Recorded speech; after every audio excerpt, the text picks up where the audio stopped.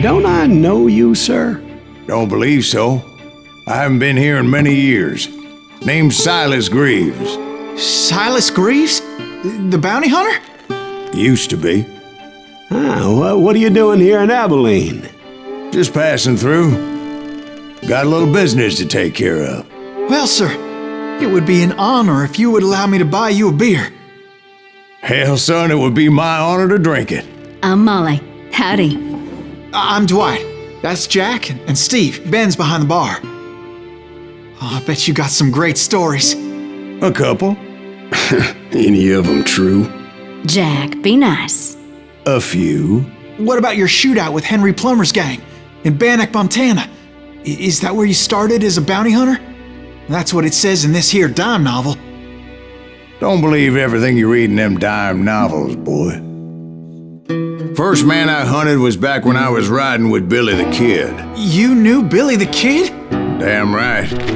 That scrawny son of a bitch had no fear. Wouldn't back down for nobody. I heard he collected the 10 stars off any crooked lawman who crossed him. It was a war, boy. The Lincoln County War. And Billy promised his regulators would take the life of every bastard who helped bushwhack John Tunstall. Kid had a big chip on his shoulder and a hair-trigger temper. Made him dangerous as hell. It was about 30 years ago. Billy was hiding out in an abandoned farm near Stinking Springs. I threw in with the kid because the man I had sworn vengeance on was riding with Billy's enemies. But before I tell you why I want that sumbitch dead, let me tell you what happened that day. I was heading back to the hideout when suddenly I had this funny feeling. Funny, ha-ha? No, Steve. The other kind of funny.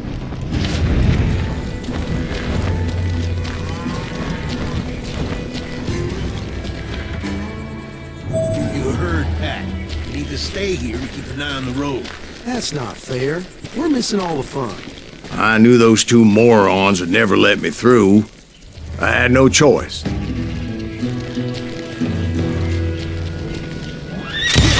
Is he with us?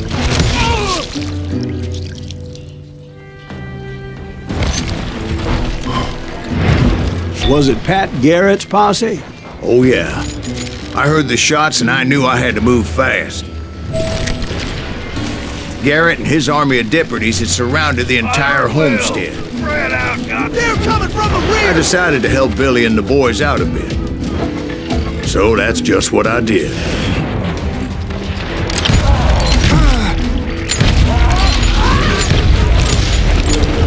Hey, we got one behind us! Stay on it! Cover fire! Shoot that thing!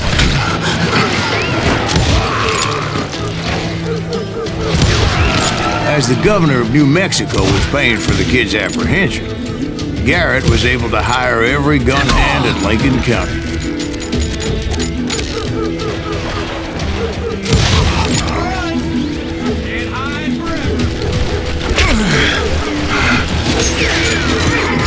You ain't going nowhere!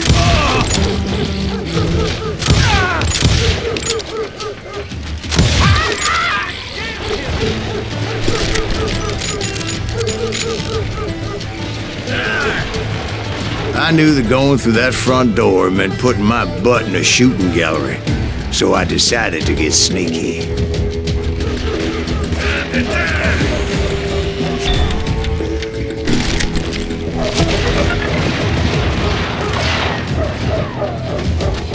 Watch out! He's one of them! Garrett's men were running around like a bunch of chickens with their heads cut off. These some bitches running!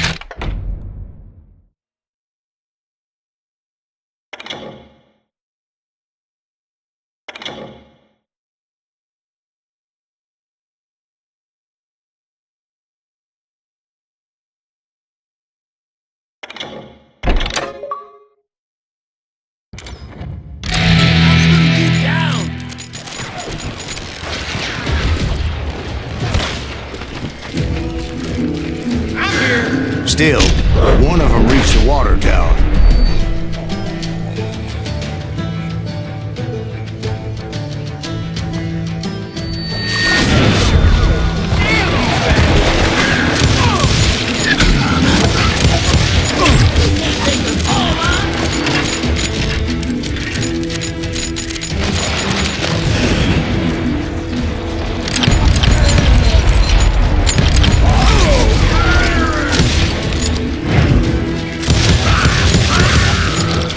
Luckily, these shooters Garrett hired weren't the sharpest tools in the shed. A lot of them were saddle tramps or sod busters or drunken drifters looking to make a few bucks. Now you're really pissing me off!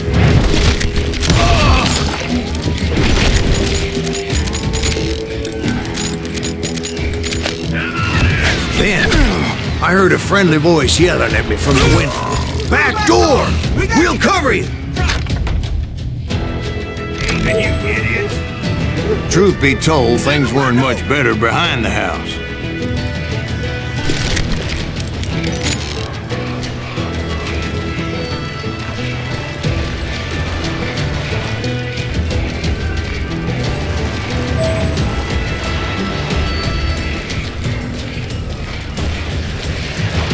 Watch your flank!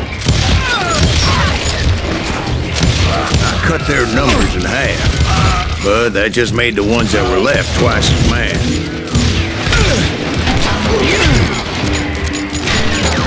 They made up for their lack of skill with a seemingly endless supply of ammo. It was a bit of a slog, but I finally fought my way around the back of the house. And like that, I was inside, none the worse for wear. I passed Dirty Dave. And upstairs I found Billy and Charlie Beaudry. You think you can kill me too? How about that? Huh?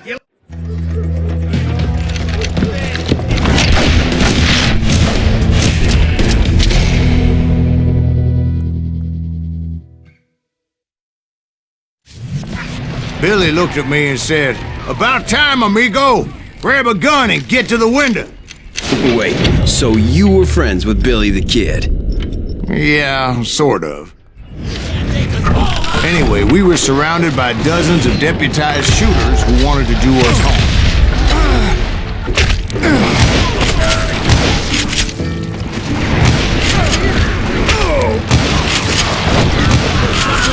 I'm telling you, Garrett's men were dropping like flies, but they just kept on coming. This up all day. Where'd he come from? I think I got one.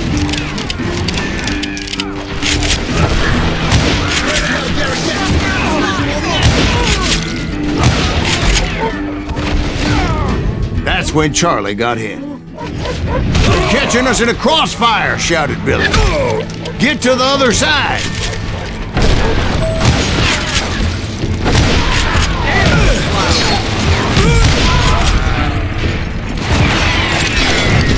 Take him down!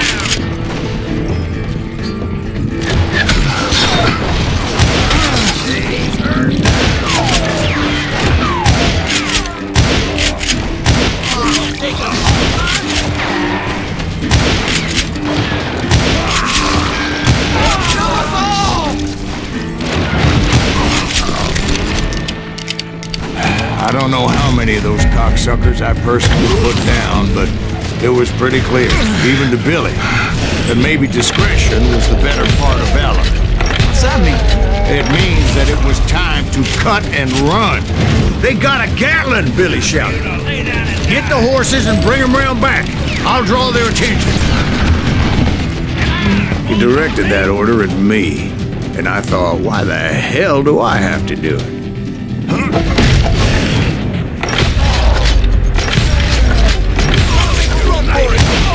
Sons of bitches! Many would have fled in my place. But I had that false sense of invincibility that many young men have. Like Jack here. What are you saying, old man? Jack, he's joshing with you now. Yeah, he better be. Mr. Greaves, please continue. Please, call me Silas, ma'am. Now, where was I? You were heading for the barn. Making my way past a passel of fallen foes.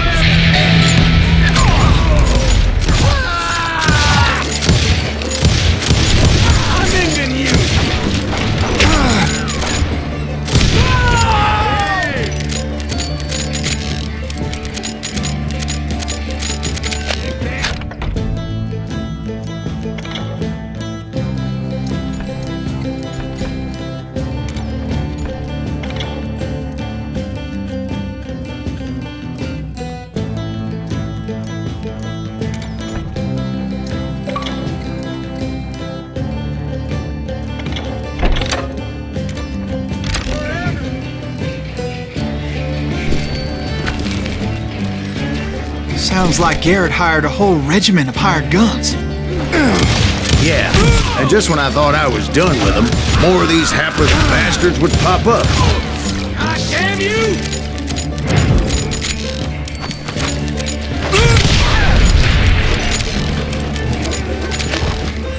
Finally, I had the stables within my reach.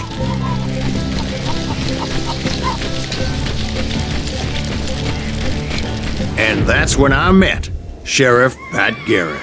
I read that you went toe-to-toe with him, sir. That backstabbing bastard with that tacked-on tin star.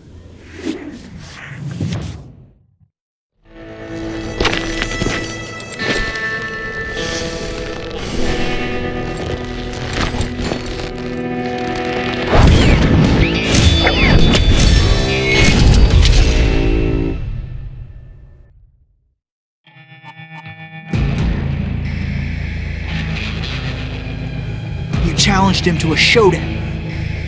You read that in a dime novel? It said he showed no fear as he took your measure with eyes like a rattlesnake.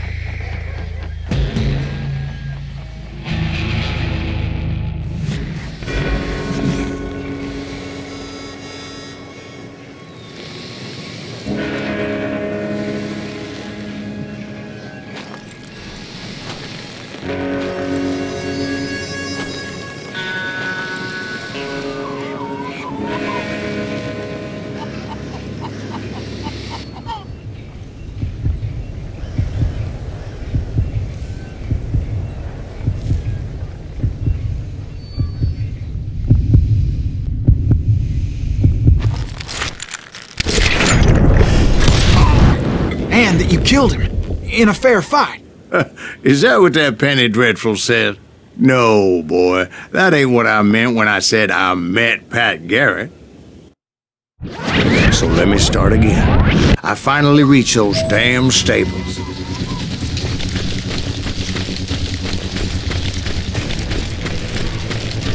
And stepped inside, and last thing I heard was Garrett's voice. That's not Billy. And go on, how did it end? And, boy, that was just the beginning.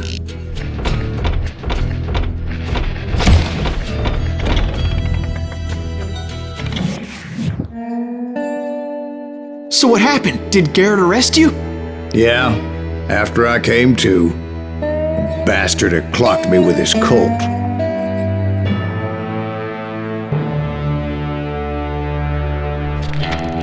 And the kid surrendered? When he realized there was no getting out of there alive. So they locked you up in Lincoln? Indeed they did. Sentenced me to hang right along with the kid. It's important to know that I was only riding with Billy so I could find the bastard I was after.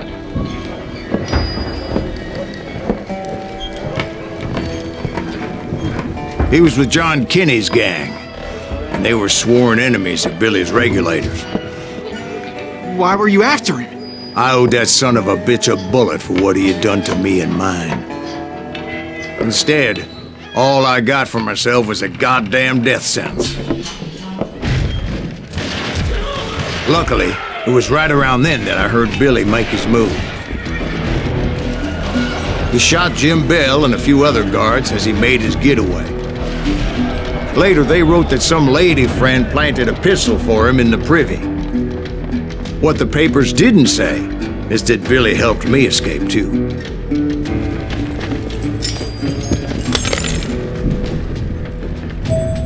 My first order of business was finding a firearm.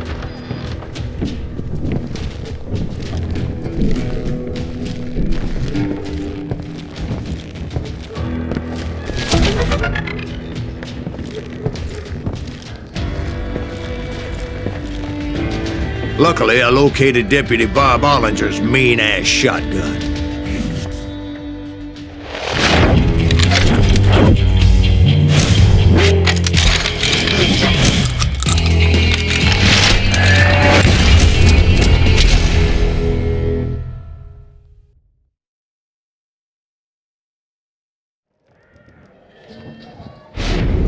I saw Billy through the window. and he yelled that I should take to the rooftops to make my escape. So I did. Anybody see Billy? Hell yeah. That scatter gun was like a double-barreled howitzer. It could blow a man clear off his feet. You hardly had to aim the damn thing. Guards were everywhere looking for him. Can't let the kid get away.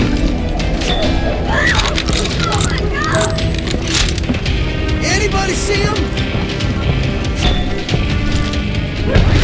I had to jump from roof to roof like a damn alley cat. I followed the planks where I could, but some of that wood was slippery as hell. The whole town was up in arms. And suddenly, I was a fugitive. How the hell did the kid escape? Garrett's gonna kick our ass! Can't have gotten far! So that bastard you were after, what did he do? He did me and my family a grievous harm. But I knew if I was ever going to find him, I would need to get my ever-loving ass out of there. I tried to be stealthy and sneak my way past. This town doesn't have a moment's peace.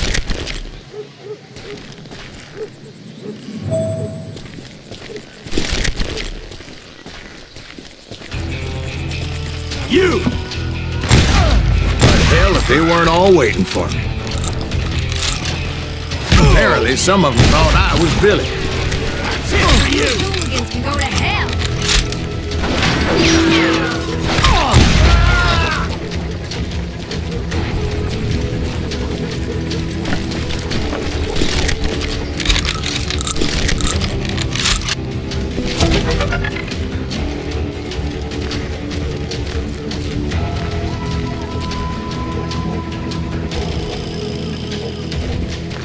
I'll flank him! He's in town somewhere! See, me and the kid shared a certain similarity in build and coloring. I was just glad I had Deputy Bob's mean-ass shotgun.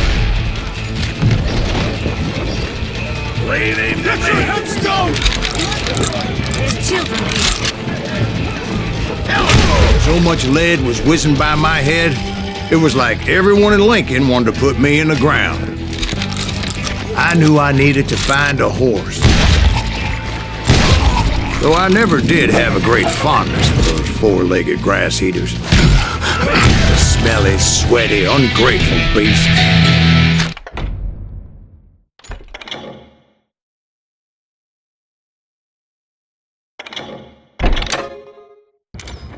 We prize them too high, if you ask me. You're threatening the lives of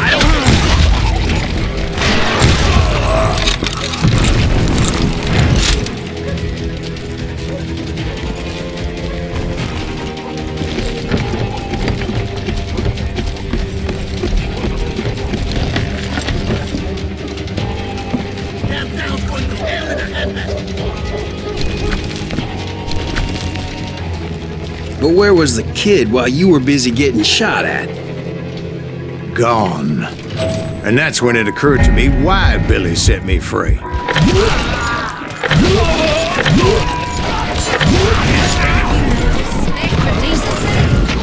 So I could be a hapless decoy and draw attention while he snuck out of town.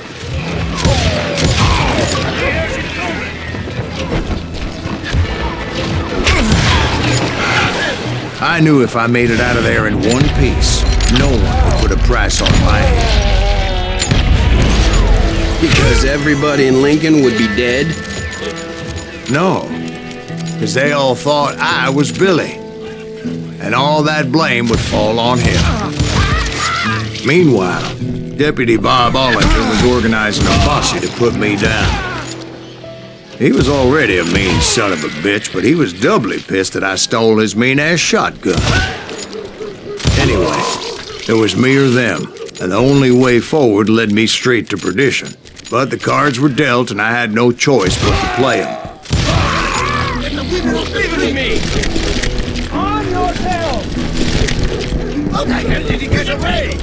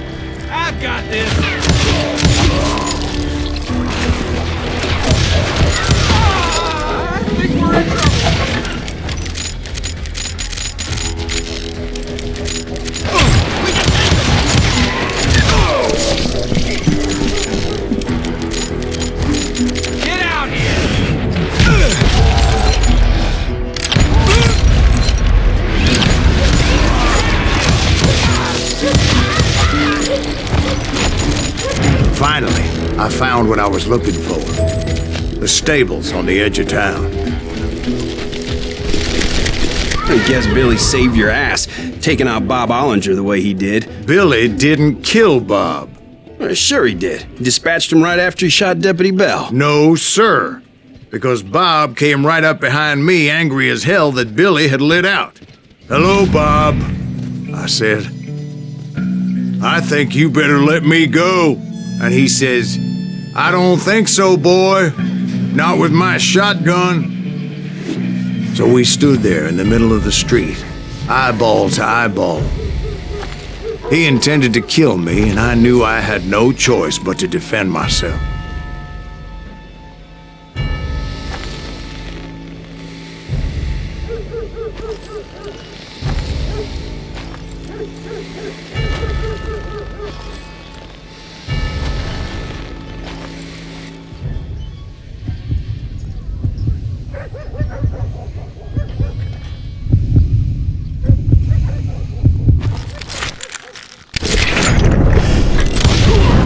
I killed him in a fair fight. Everybody saw I had no damn choice. Well, Lincoln got a mite depopulated that day. Pat Garrett gunned down Billy 3 months later, so his escape was all for naught anyway. So where'd you go after Lincoln?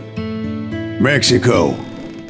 Until I realized nobody was looking for me. I ended up taking a job at the Rurales. The Mexican Rurales? I was hired to help them track down the cowboys. The most vicious outlaw gang in Cochise County? Curly Bill Brocious? Johnny Ringo? Led by old man Clanton himself. They must have paid you a pretty penny to take them hombres on. Not really.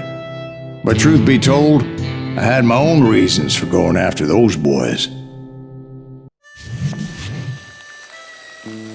So was the bastard you were after now riding with the cowboys? Roscoe Bob Bryant was his name. Oh. But no, this time it was a different bastard I was after. The aforementioned Mr. Ringo. And yes, he was working for old man Clanton. I came upon them robbing a stagecoach, which wasn't surprising, being they were such murderous thieves and bastards. The bandits wore red scarves, so I knew they worked for the old man. Over there! I did my best to help those poor passengers.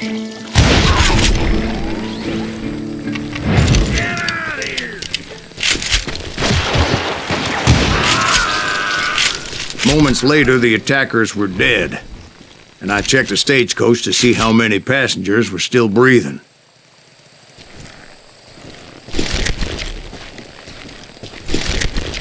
None. It was then I wondered if the rocks weren't hiding more bandits. Was that all of them? Or did I just hit the rear guard? I quickly got my answer. They attacked from on high like Apaches often did.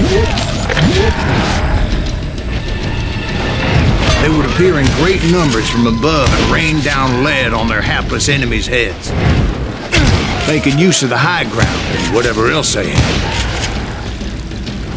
Yep, the Apaches always appeared out of nowhere, and there never seemed to be an end to them. Hold on, were you attacked by Apaches? What happened to the cowboys? Did I say they were Apaches? I said Clanton's cowboys attacked me Apache style. I was in a pitched battle, but I was holding my own against an overwhelming enemy force.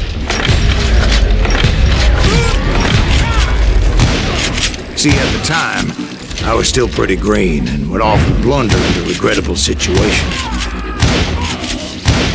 But I just kept shooting at anything I could see up in those damn rocks. I didn't see Ringo, but I knew he was with the cowboys. He and Roscoe Bob had done me a dreadful wrong, and I was determined to have my revenge.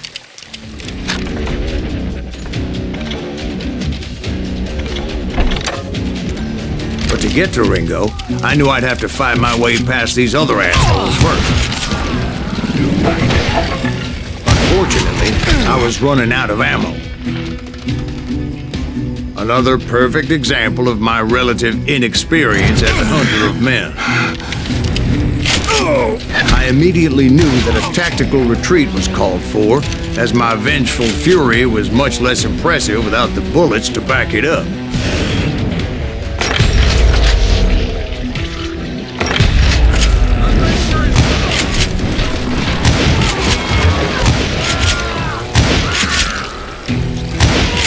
Where's he going? Finally, they managed to corner me. Trapped as I was, the odds of my survival seemed pretty slim. Luckily, serendipity was on my side as I suddenly spotted a way out of my predicament.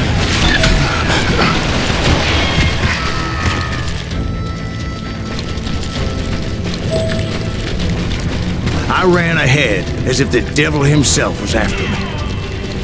Bullets were whizzing by my ears, but I wasn't about to roll over and die. I just kept running like there was no tomorrow. Because there wouldn't be if Clanton and his men caught up with me. As I was scurrying around those caves, I thought, what was I thinking? Going up against a gang like this?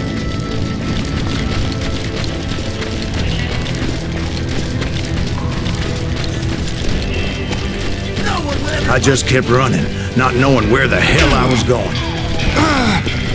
And that's when something miraculous happened. Like manna from heaven, I found the desiccated remains of what looked like an Apache warrior. The old weapon next to him supplied me with some much-needed ammunition.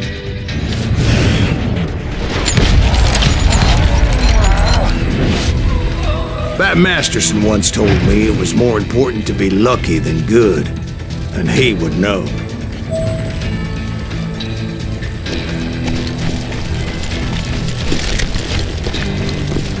And imagine my surprise when I found a fistful of dynamite to go along with that ammo. That stroke of good fortune evened the odds and bolstered my confidence. It was time to turn the tables. Time for the prey to become the predator. Time for the hunted to become the hunter.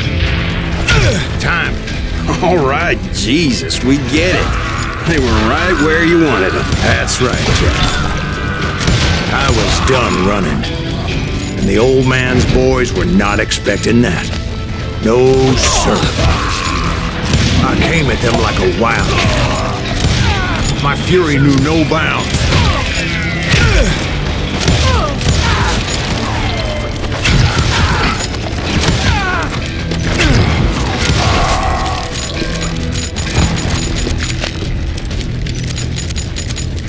It was finally time for that old man to pay for his sins. He's nothing but a coward.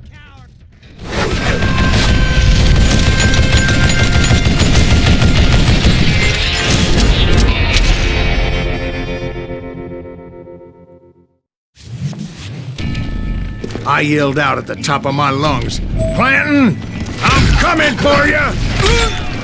A little stealth might have made more sense, to be perfectly honest. Because that old fool had a Gatling gun and enough bullets to last him till kingdom come. But I knew I could not let that deter me. Not if I was to find and kill Ringo. I needed to get that old man off that gun.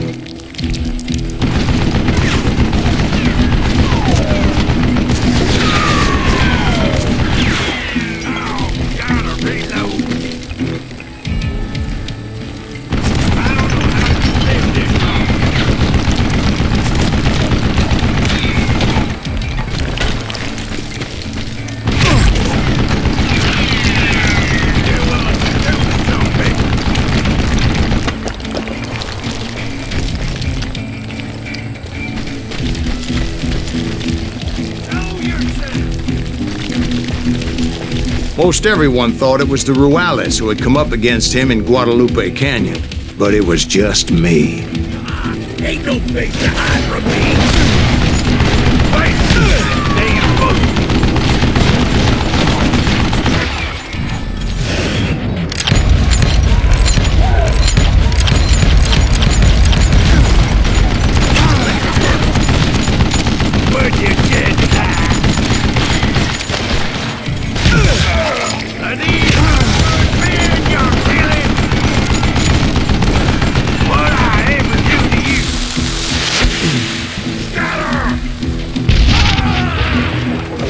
Apparently, one of the cowboys made it out of there alive and told Ike and Billy Clanton that it wasn't a Mexican who took their father's life that day. They just assumed it was one of the Earps, and that little misunderstanding eventually led to that legendary gunfight at the OK Corral.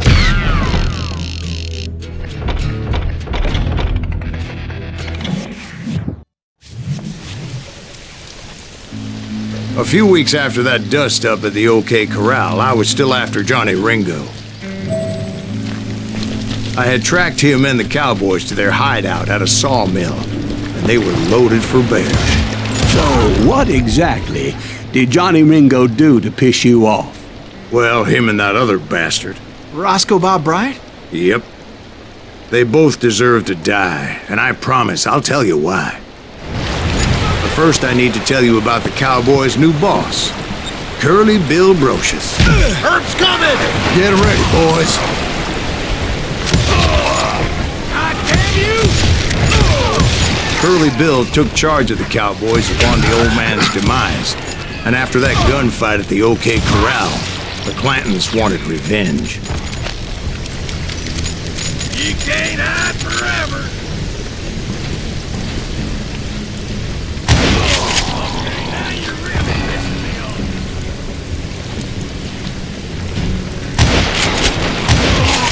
So they murdered Morgan Earp and grievously wounded his older brother, Virgil.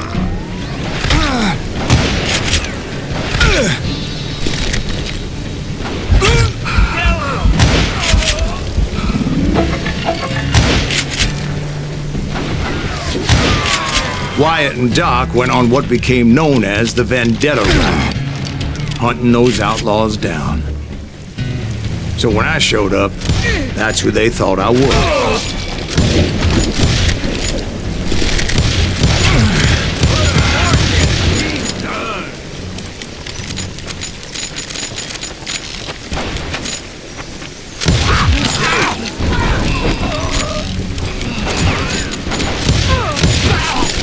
I'm ending you!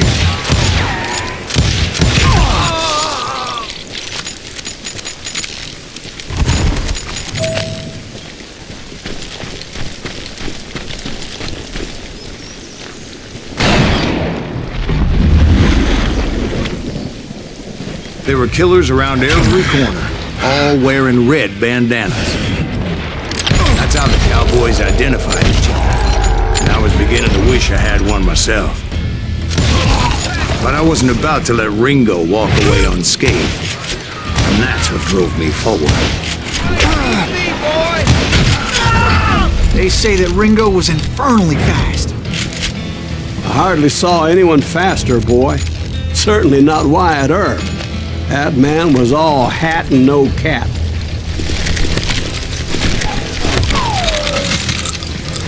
God damn, he's hard to hit!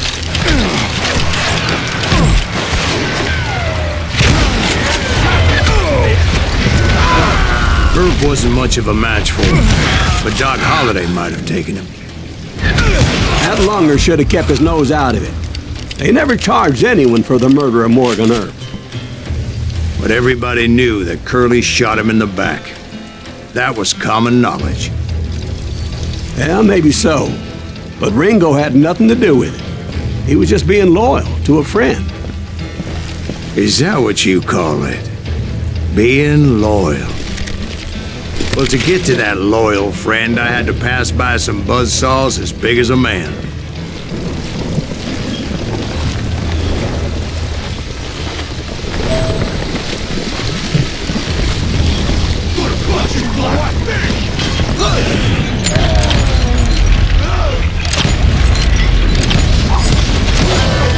Excuse me, sir. I have a question. What's that, Dwight? After old man Clanton died, why didn't his son take over the cowboys? Because Ike Clanton was dumber than a box of rocks and a yellow belly to boot.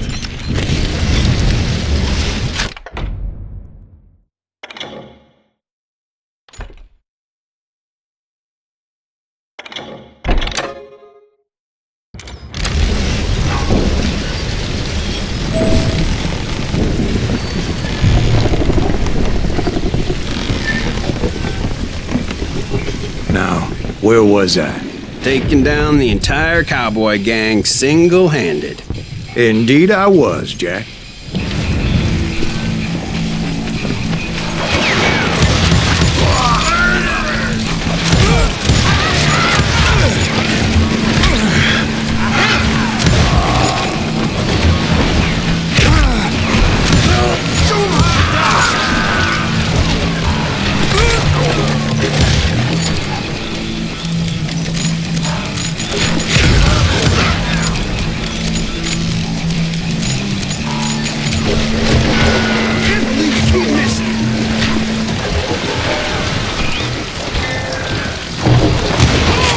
Though it wasn't easy, as those boys had good cover.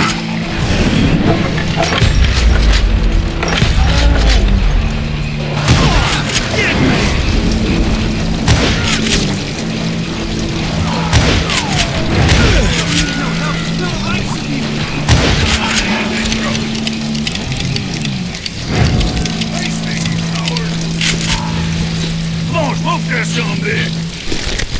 You won't eat it, damn it!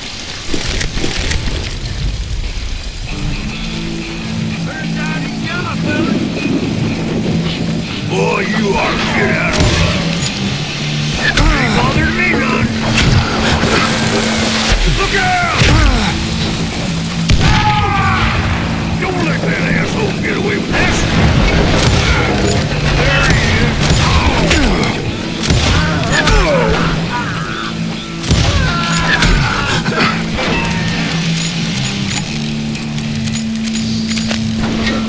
I'm tired of being shot at.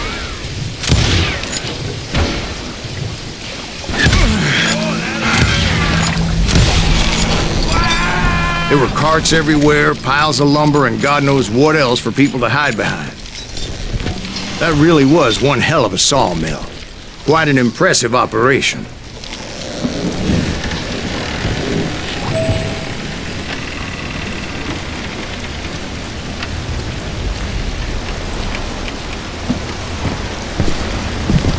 And where was Curly Bill? Did you see him? I'm about to get to that, Ben. Patience. I'm painting a picture here. There was this beautiful waterfall and a crystal clear stream that led to a verdant valley that was truly... Consider your picture painted. What happened next? Well, finally the bastards that were still alive made a last stand.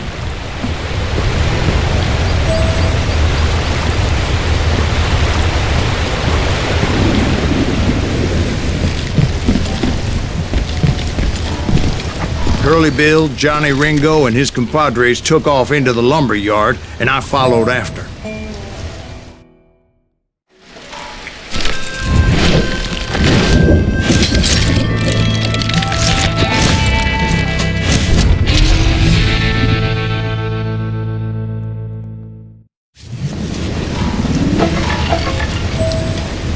Are you saying they ran? Cowardice was not in Ringo nor Curly Bill's nature. No, sir. I never said they were running scared. They just wanted me out of the open. Kill that annoying son of a bitch! Kill you like I killed that son of a bitch! They gonna kill me?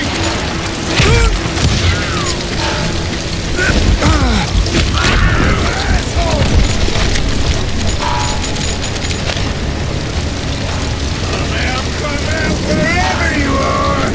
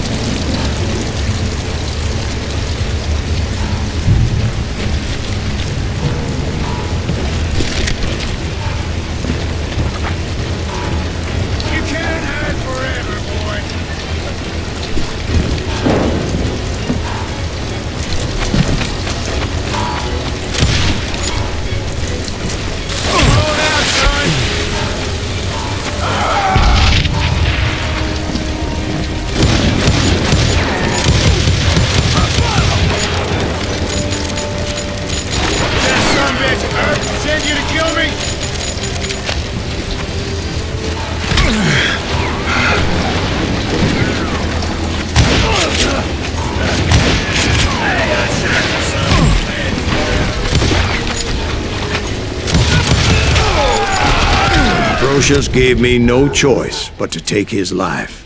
But Ringo was nowhere to be found. I knew you didn't kill Ringo, because he was found dead in a different location altogether. To this day, his killer is still unknown. Indeed. Took me a few months before I finally tracked his ass to West Turkey Creek Canyon.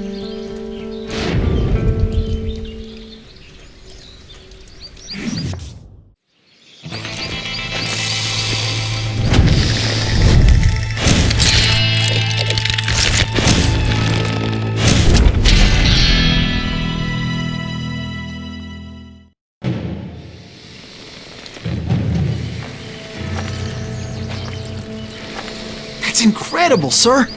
I always thought that Doc Holliday was the one that killed him.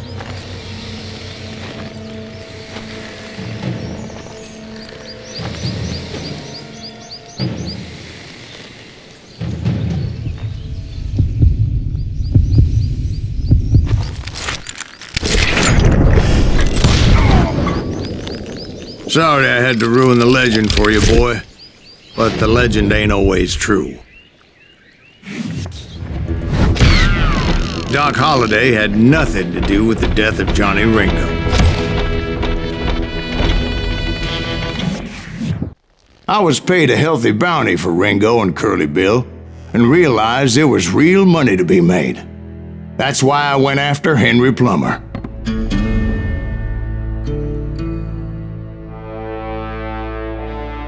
Now, wasn't he the sheriff who augmented his income by shaking down miners and robbing gold shipments? That's the one. Oh, yeah, I remember him. He ran that gang of thieving outlaws called the Innocents. So it's true that you went toe-to-toe with him? Indeed I did, son. Indeed I did. I knew I needed resources if I was going to track down Roscoe Bob Bryant. And hunting Plummer looked like a good way to get rich quick. As the local vigilantes exposed him as the leader of the bandits, and put a generous price on his head. Plummer rallied his gang to plunder one last gold mine before making their escape, and that's where I thought I'd find him. It makes me nervous standing so close to all these goddamn barrels of gunpowder. Why would you be nervous? No one has the cojones to come after us. As long as you don't light up a cigar, we're fine.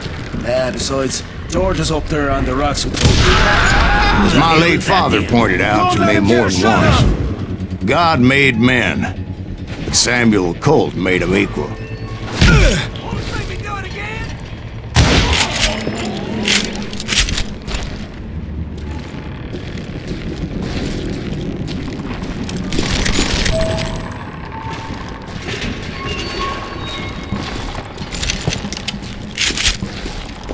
I knew that dynamite wasn't mine, so I decided the polite thing would be to return it. It was the biggest gold rush since Sutter's Mill in '48. Unfortunately, prospectors weren't the only ones drawn to those riches.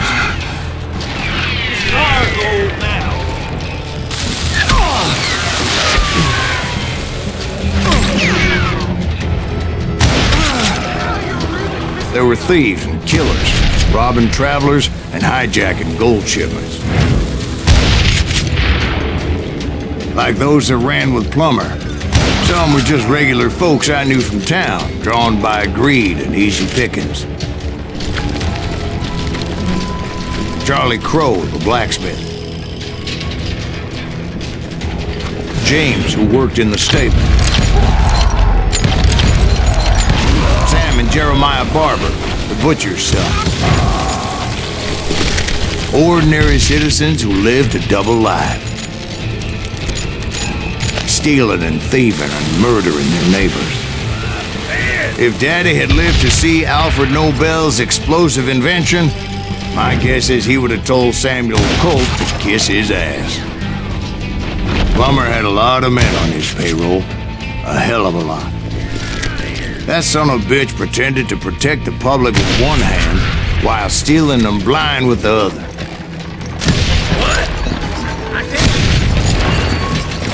Of course, the rest were veterans of the Civil War. stone-cold killers trained on the bloody fields of Shiloh and Antietam. He set up a defensive perimeter which I had no idea how to breach.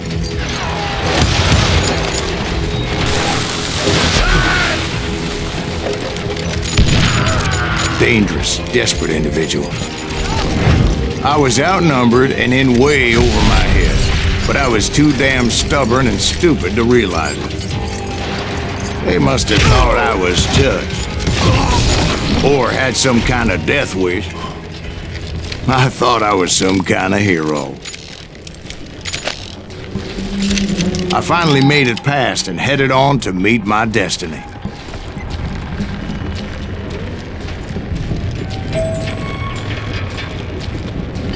But first, I had something I needed to figure out. I had a few ideas on how to get into that mine, but once I made my decision, I knew there was no turning back. So my first thought was to enter the nearest mine portal. I saw an entrance. Made sense. It was the quickest way in, but that also made it more dangerous, as there would undoubtedly be enemy pickets posted along the way.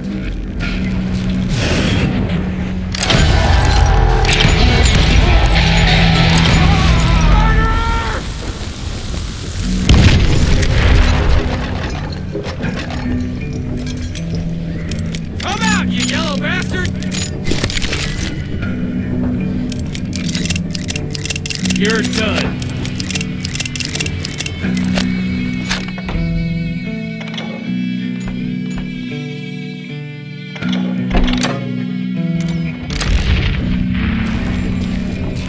Show yourself, coward! Besides, once you enter a mine like that, it's easy to get all turned around. And that confusing maze of corridors wouldn't even be the worst of it. Some of those shafts can be as deep as hell.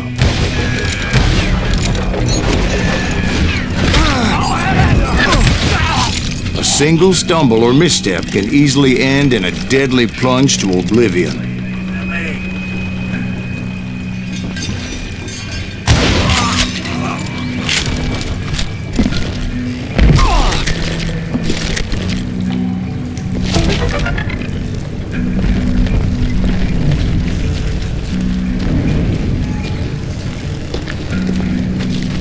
Quick reflexes often make up for a lack of common sense.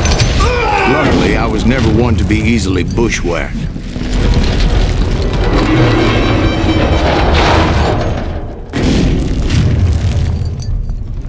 I would just need to be careful not to blow myself to kingdom come.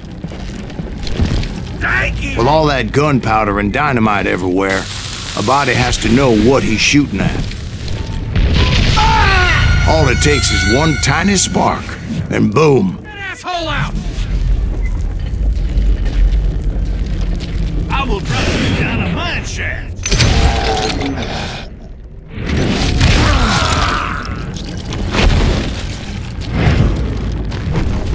One wrong bullet could have turned that mine into a dad-blasted tomb.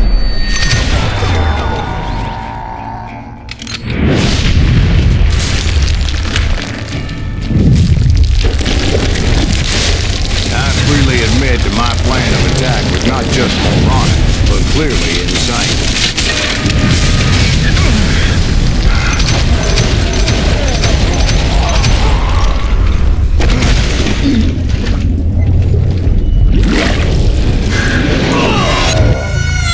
It's a good thing that I abandoned that ridiculous plan before I even tried it. Instead, I spotted a ladder, a way into the mine from the opposite side.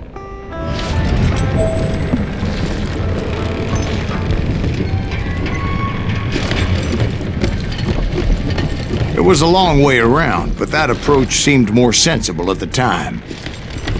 Of course, being I had a problem with heights, that scaffolding scared the bejesus out of me. Climbing down that ladder required some caution, because even though I had a younger man's reflexes, no man can dodge a damn bullet while climbing down a rickety ladder. I was determined not to give up, however. as Sheriff Plummer seemed quite the despicable character. When the vigilantes discovered what the sheriff was up to, people were outraged. That 10,000 they put on his head would go a long way to helping me find old Bob. And I had made it my mission to settle that score come hell or high water. But first, I would have to make a choice. Take the elevator or climb the ladder.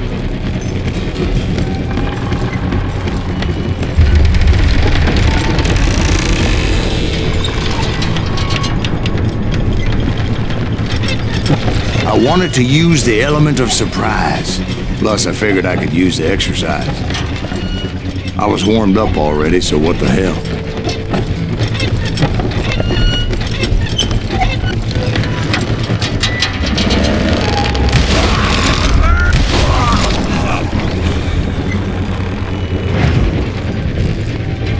Plummer was a mad dog killer, and the people of Nevada City deserved better. Nevada City? Well, I thought Plummer met his maker in Bannock, Montana. Right, well, he was the sheriff of both places at one time or another, but that's neither here nor there. The point was, taking him down would save a lot of lives, including my own.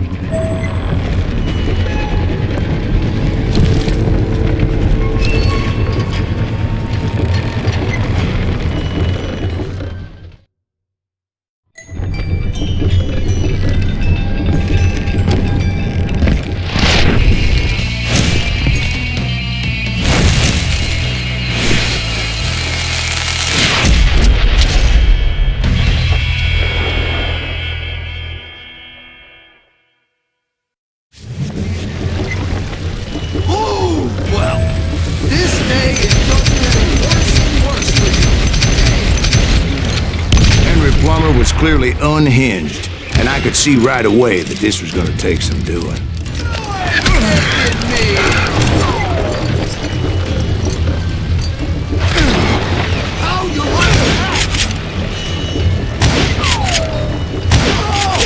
I need some help here! Come on, boys! Take this cocksucker out!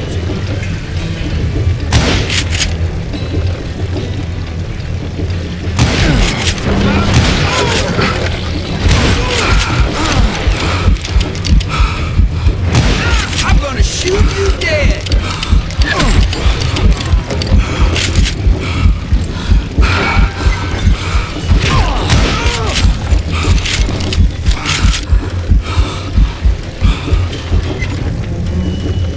They're gonna bury you in a million pieces! Keep pissing you off! See what it gets you!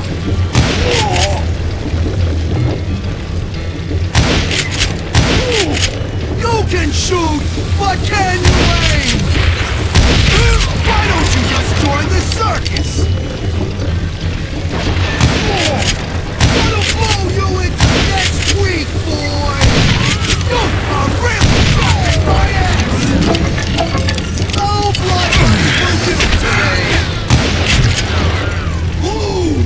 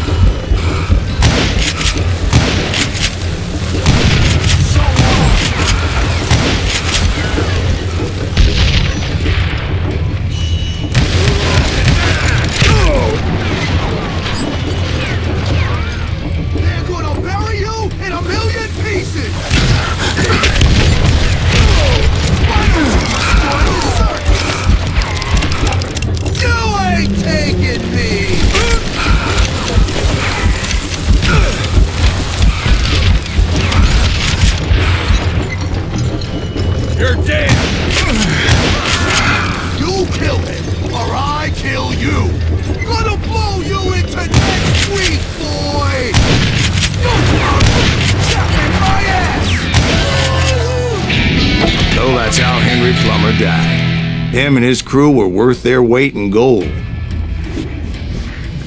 And now, I was officially a bounty hunter. So, did you finally go after that Bob feller? Well, I heard word he was in Kansas with John Wesley Hardin. So that's where I went. Where in Kansas? Abilene. Why do you ask, Ben? No reason. Was Hardin as fast as Ringo? Ringo was fast, but John Wesley was as fast as the devil himself.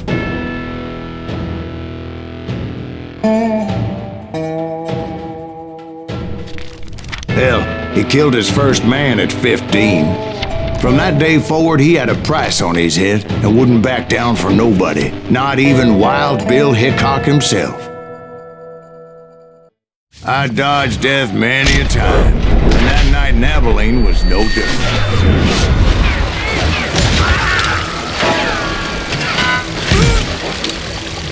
I was there with the intention of finding that bastard Bob and collecting the bounty on John Wesley.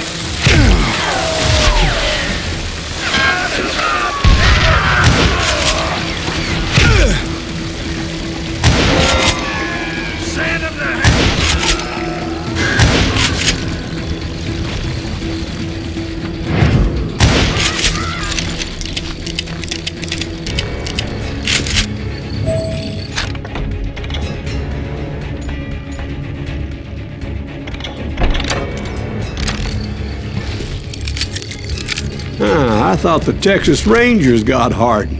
Yeah, that's what they want you to believe. It was cold and a witch's tit and a brass bra that night as I fought my way past his loyal compadres.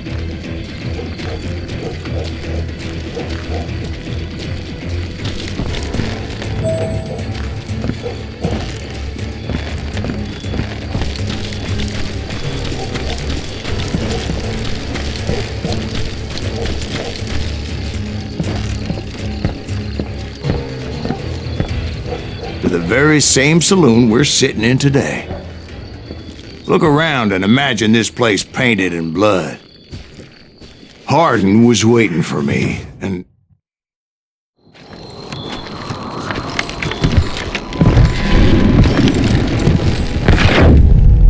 Wait, I'm jumping the gun here. Let me back up and give you some background on this sumbitch. He deserves that much. Don't you think so, Ben? John Wesley Hardin was a killer. By the end, he confessed to taking the lives of 42 men. He was a bona fide folk hero by then, and had amassed a gang of armed miscreants and other assorted thugs. He and his men set up camp outside of town, and I was hoping Bob was among them. Damn it! Shoot that son of a bitch! They didn't ask why I was there. They knew. As most of them were wanted as well. I had to spill a lot of blood to find out Hardin wasn't in that camp. He was carousing in town with his closest friends. Hardin's boys apparently didn't want me to reach the Bull's Head. Some were hightailing it into town to inform their jefe of my unwelcomed presence. You bastard!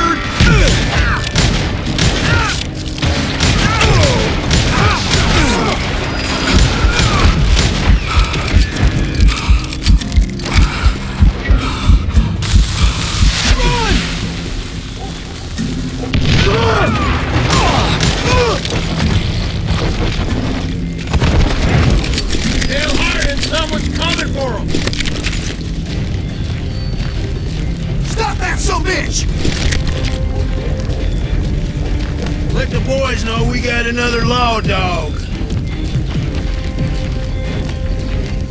That's right.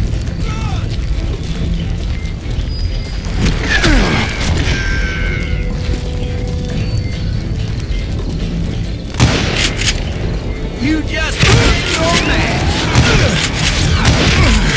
I wondered if Bob was among them.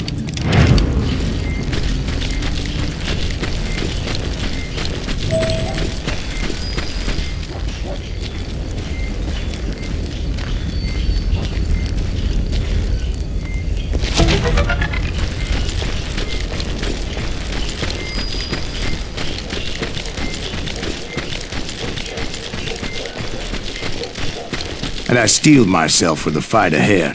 For as good as I was, deep down I wondered if John Wesley wasn't just a little bit better.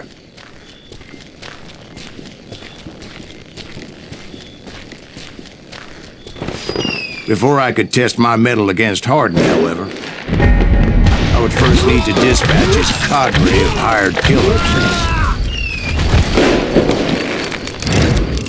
Most of these degenerates were beyond redemption, but John Wesley might have been a different story.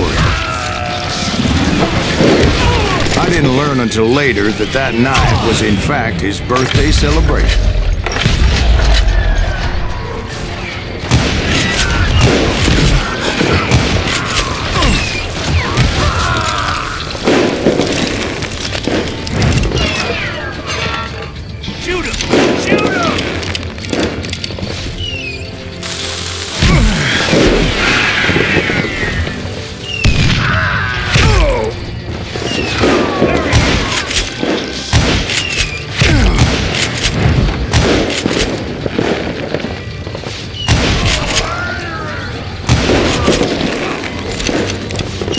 I think I already mentioned that I found Hardin in this very saloon.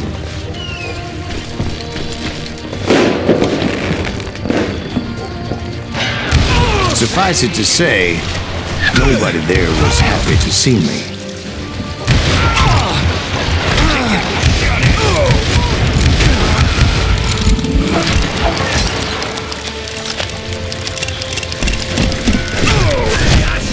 In fact, I felt a certain hostility.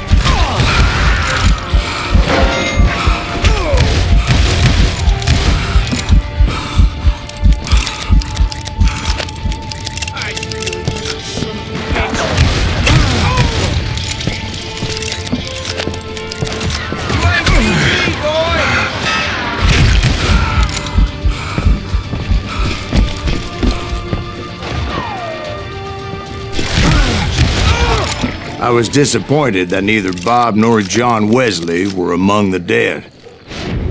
But that was short-lived, as a moment later I was facing down the fastest gun in the West.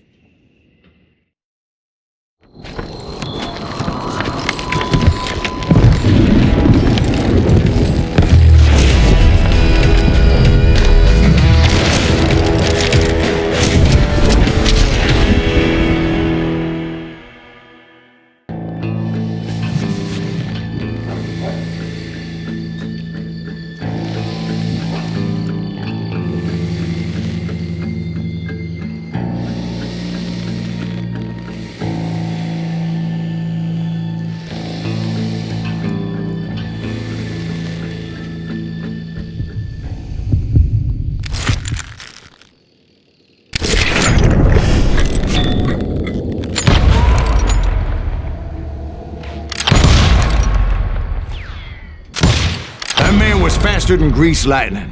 But being inebriated as he was, he didn't count his shots. And now, he was at my mercy. So he didn't die? No, I sent him to prison. Years later, after he was free, some restless avenger took his life. Shot him in the back at a saloon just like this one. Anybody up for another beer? Ben? Thank you, darling. Yeah, some say revenge is a dish best served cold. So whatever happened to that Bob guy you were after? Personally, I'd like to hear some of your other adventures. Like, I don't know, did you ever go toe-to-toe with a red man?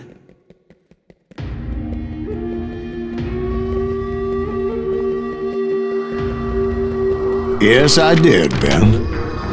I remember once I was after this renegade Apache, Grey Wolf. Strangely enough, revenge was also his primary motivation.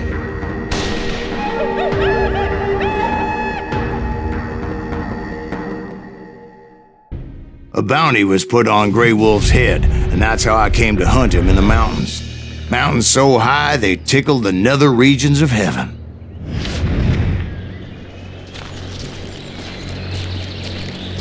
Grey Wolf was a Chiricahua Apache medicine man who had led a war party in revenge for a massacre against his people. The U.S. Army had attacked his tribe during his daughter's sacred sunrise ceremony, and the slaughter was unspeakable. I understood his anger, as there's nothing more traumatic than seeing those you love die in a cruel and painful death. Right from the beginning, I couldn't shake the feeling that Grey Wolf was watching my every move. He led a band of young Apache warriors who wanted retribution and were more than willing to die for him.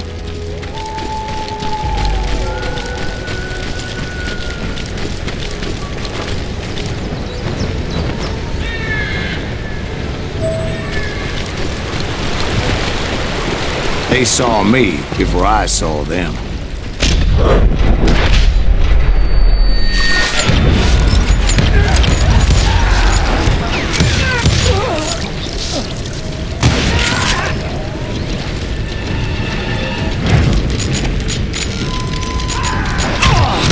And it crossed my mind that maybe this wasn't such a good idea. But now that the shooting had started, there was no backing down.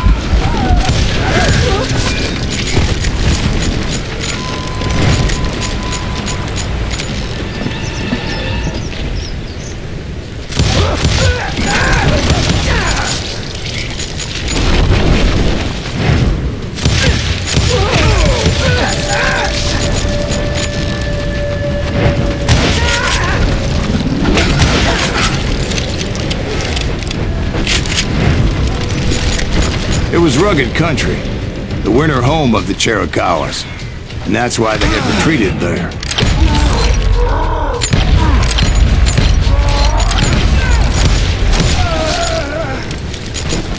I admit to having some regrets about going after them the way I did. But then again, I got a lot of those.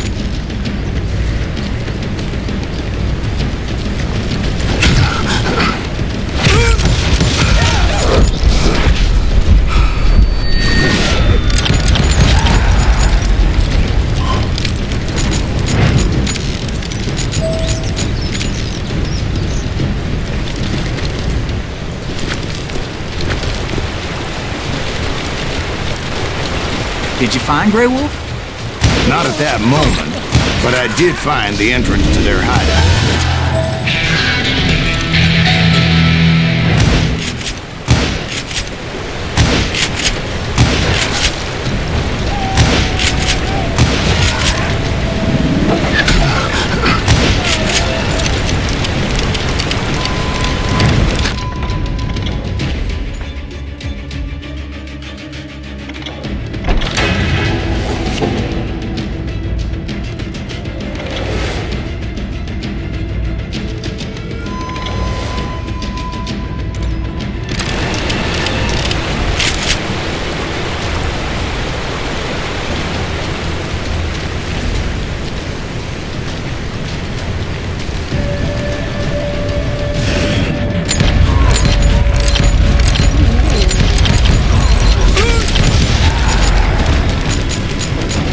Deep crevice that led to a deeper cave.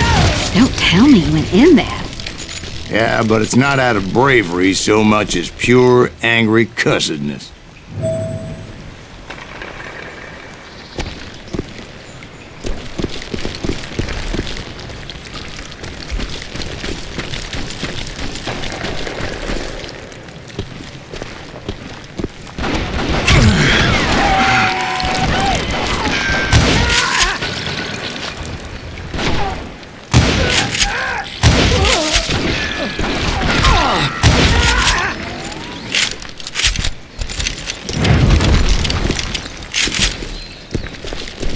See, back then, I had a stubborn streak a mile wide, and I wasn't about to back down. So it was like pitch black in there? Actually, it was pretty well lit. They had torches on the walls.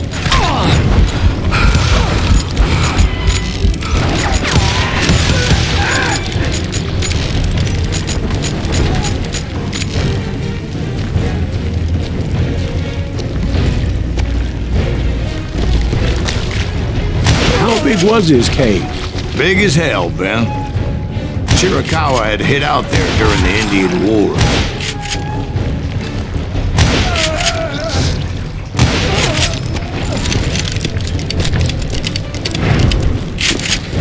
They thought it was haunted with the ghosts of those murdered by the horse soldiers. The cave was haunted with dead Indian ghosts? To be honest, I was more concerned with the live ones than the dead ones.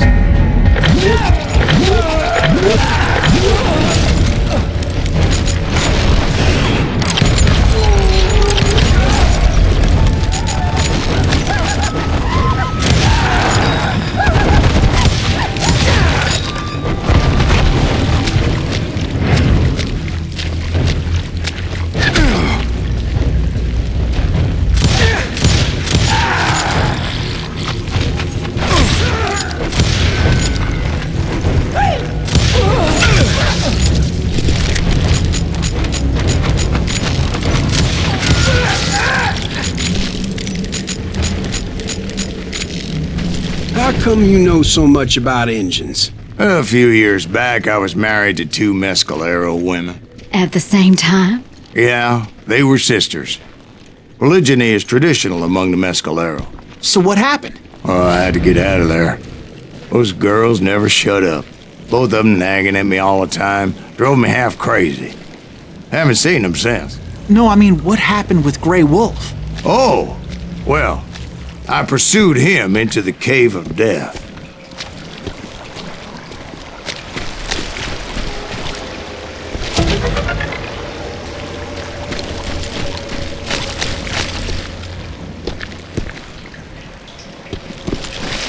I came upon this flooded grotto, and that's when I saw him.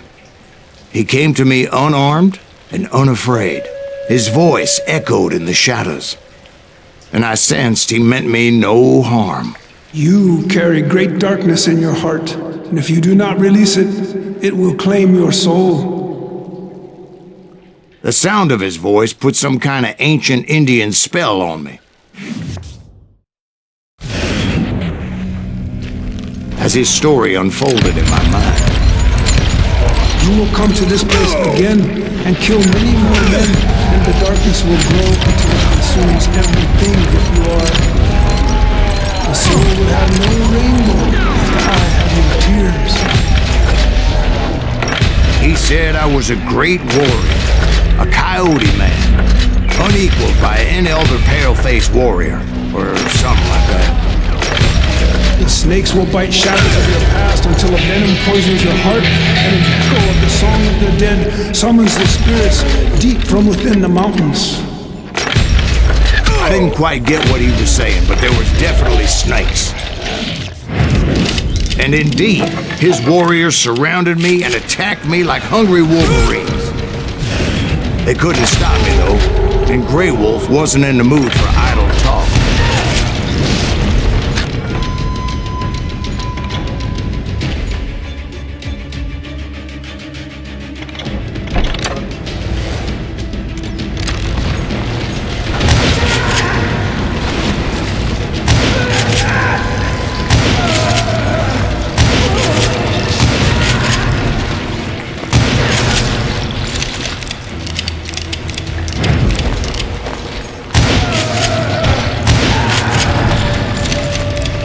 I swear I couldn't see any way out of this trap.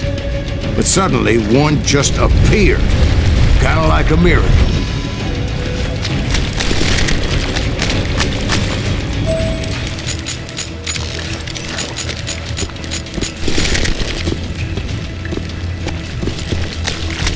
I felt like I would be lost in that damn cave forever.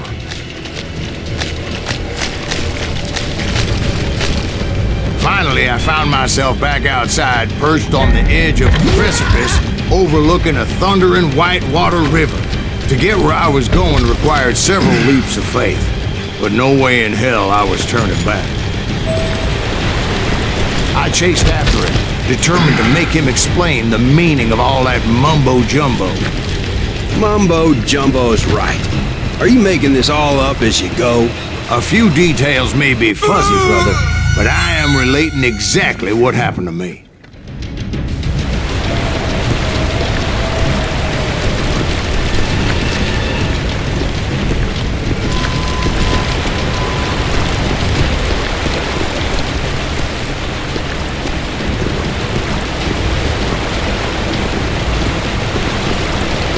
There were dozens of Apache warriors aiming at me from on high. Dozens? Well, maybe not dozens, but there was a lot of them. At least 3 or 4. Well, more than that, little lady.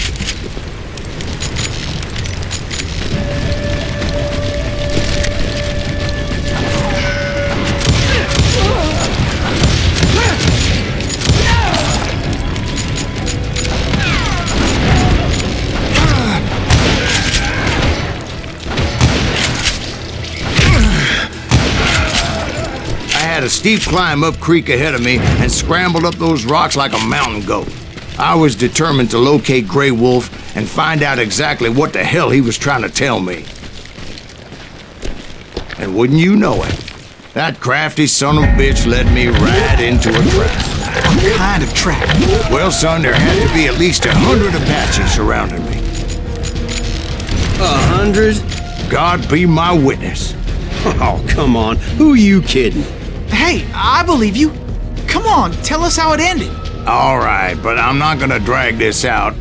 Where were we? You were surrounded by 100 Apache warriors. Well, I didn't take the time to count them exactly, but there were a lot of them.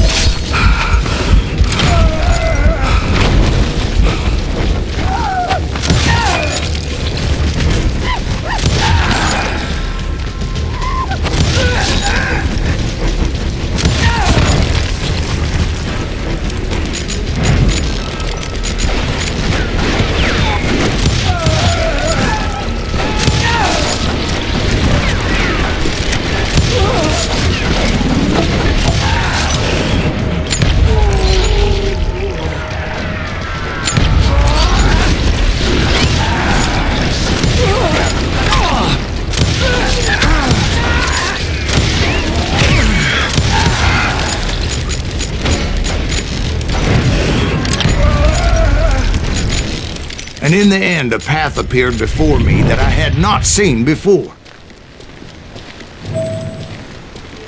I followed it as I desperately needed to find out what Grey Wolf was trying to tell me. But it was like that son of a bitch disappeared into thin air.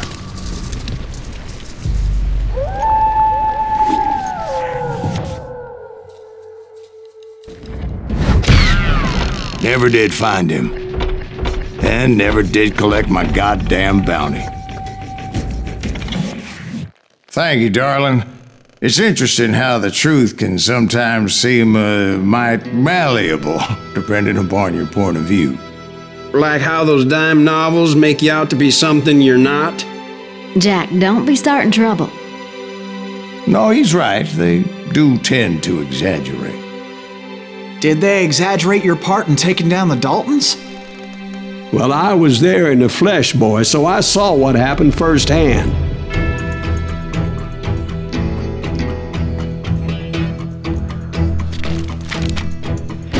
Those Daltons were lawmen once, before they all went bad, robbing banks and trains clear across the territory.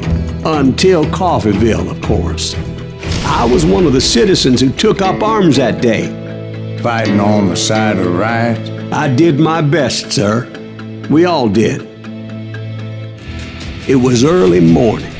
One of my friends was a local gunsmith, and he handed out firearms to anybody who'd take one. You see, the Daltons got it in their heads to rob 2 banks at the same time. 2 banks on the same damn street. The story was Bob Dalton's girl was always writing him about how he had no ambition. Oh, you're nobody next to Jesse James, she'd say. Finally, the bastard took his brothers to Coffeeville just to shut her up.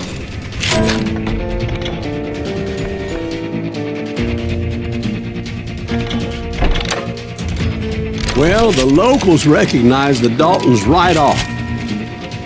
Before they could get away, half the town took up arms to defend their property. got as a hero. Put some holes in him!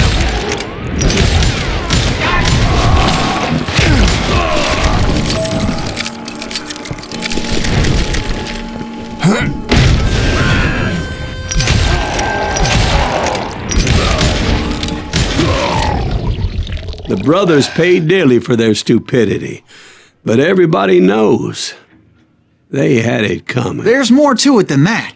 I read all about that day, so I know for a fact that it went down very differently. First of all, it was high noon. A posse of U.S. deputy marshals were on the rooftop across the street. Get ready, boys. They're gonna make a move. The lawmen had been tracking the Daltons for months. Now they finally had them dead to rights. Among them was a bounty hunter feared by many a lawbreaker. This man had no intention of letting the Daltons slip away. The marshals tried to get the Daltons to surrender. This bounty hunter knew that the brothers were far too proud to ever lay down their guns.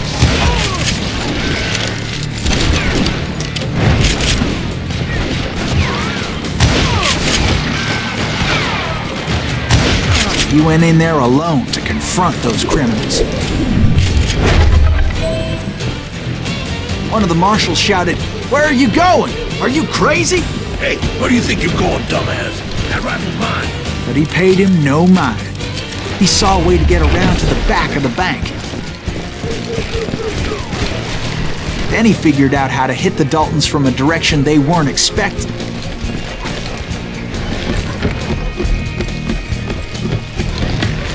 A moment later, he was climbing up a steep ladder, laughing at danger as he did.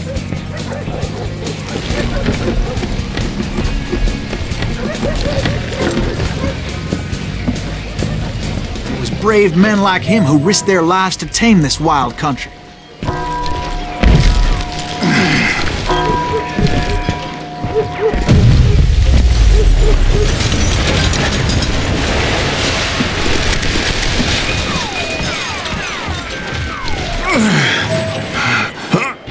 We've got company! Heroic men like him, who did what other men couldn't or wouldn't to make this country free. Like Jim Bowie and Davy Crockett, Is that who Silas died Greaves? defending the Alamo. Son of a bitch! Just keep...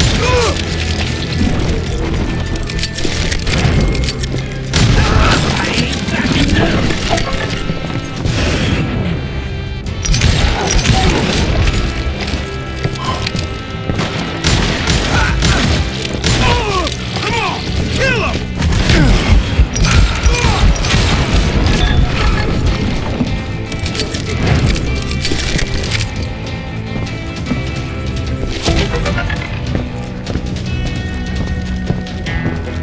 Over there! That's Silas Greaves! What the hell? Blam! Blam! He came away victorious, taking down those thieving Daltons.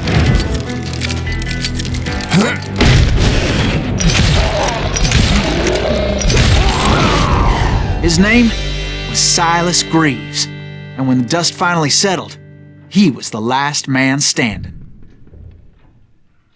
Sorry, kid, but that just wasn't the way it happened.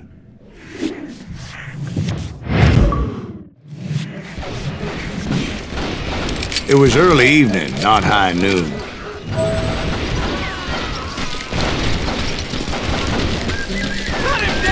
I was late to the party and Coffeyville was already up in arms. The Daltons blew up a safe and were all set to hightail it out of there. Those pathetic deputies surrounding the bank were dropping like flies.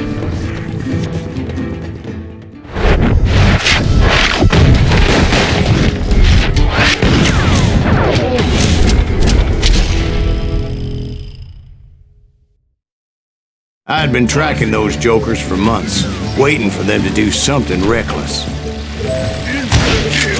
And finally, they did.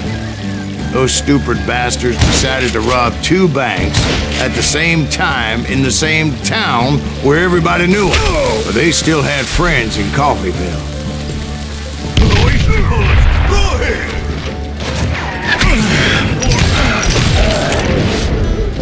it coming!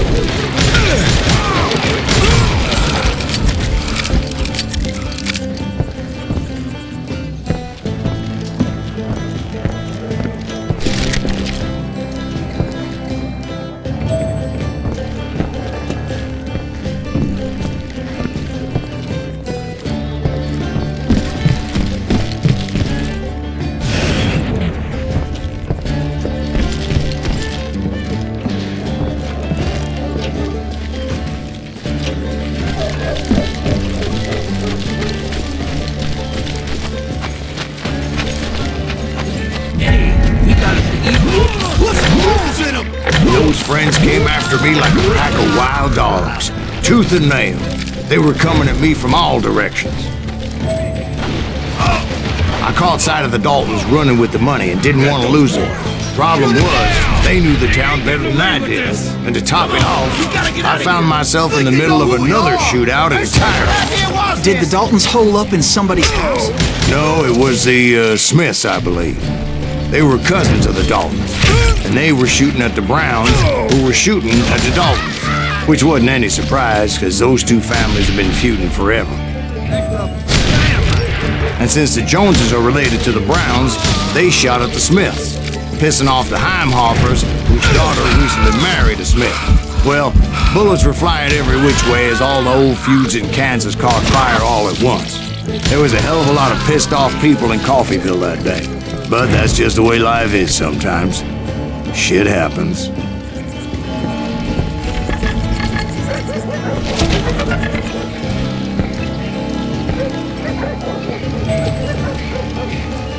The Dalton boys knew I would never give up.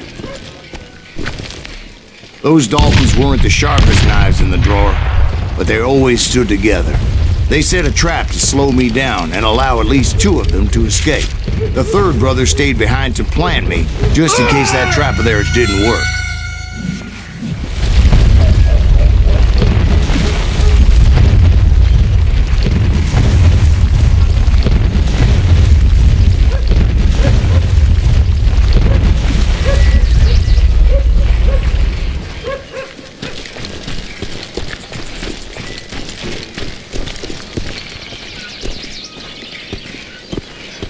Was Emmett, the youngest, and he decided to stand his ground and face me down. I ain't afraid of you, Silas Greaves. This is where it ends for you. He was determined to protect his brothers. I understood how he felt. Taking me on all by his lonesome wasn't exactly a recipe for a long life. I'll blow your damn head clean off!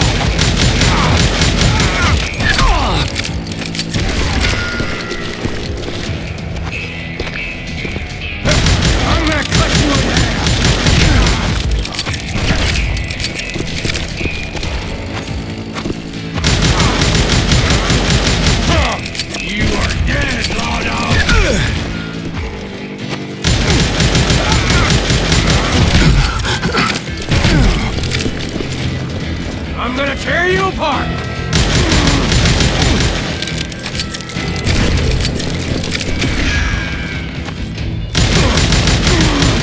I'm gonna send you to the bone orchard!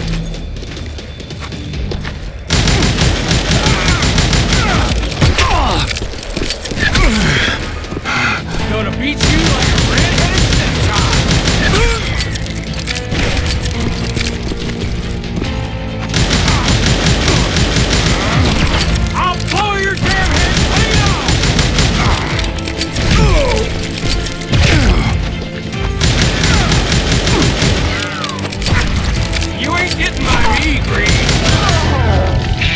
But Emmett Dalton survived the robbery in Coffeyville. He's the only Dalton who did.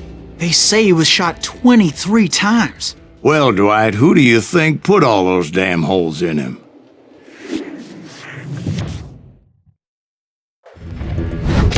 But I have to admit, that boy had grit.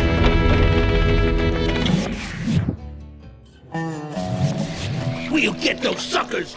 It took me a couple of days to track the Daltons down. They can't get away with this! And in that time, a whole posse of local vigilantes offered to lend a hand.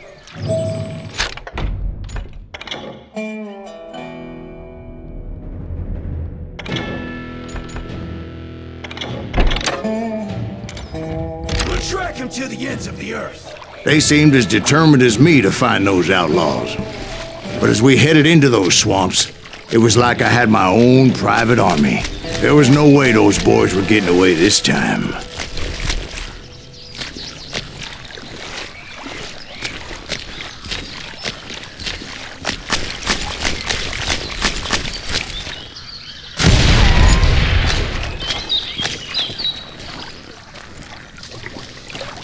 It was early fall, right? Beautiful time of year. At least you had the weather on your side. Not by my recollection. It was damp and foggy as hell. It was tough to stay on a true course, so we kept an eye out for landmarks.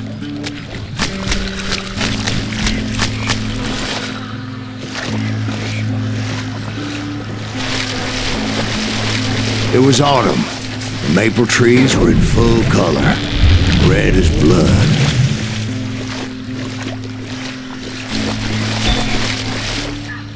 The rains that year were torrential, so the whole area was flooded. The vigilantes had spread out wide, and pretty soon I couldn't see anybody.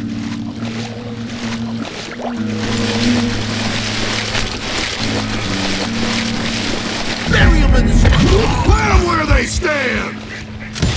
Except for some bitches ahead of me wanting to do me harm, so I had to face them alone. I wondered why my compatriots didn't come running when they heard the shots. So did you find the Daltons? Not yet, but I did have the questionable pleasure of meeting a few of their friends. Sorry, son of a bitch.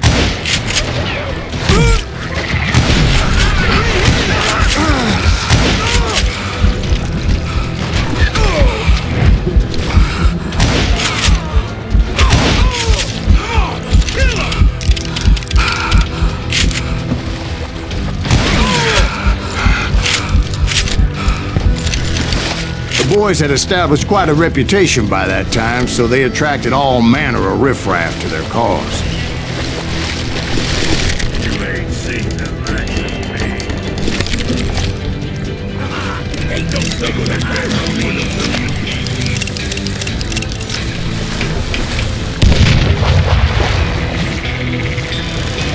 You ready for a Point being, I was under serious attack.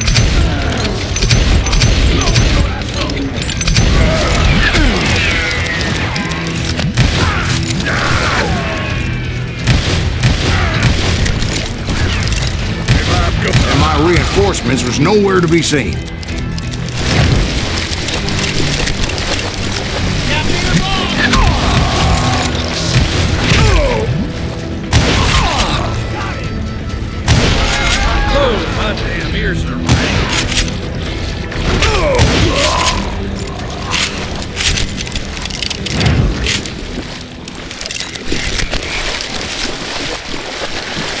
But luckily, a barn materialized as if right before my eyes. I scrambled up top to get a better view.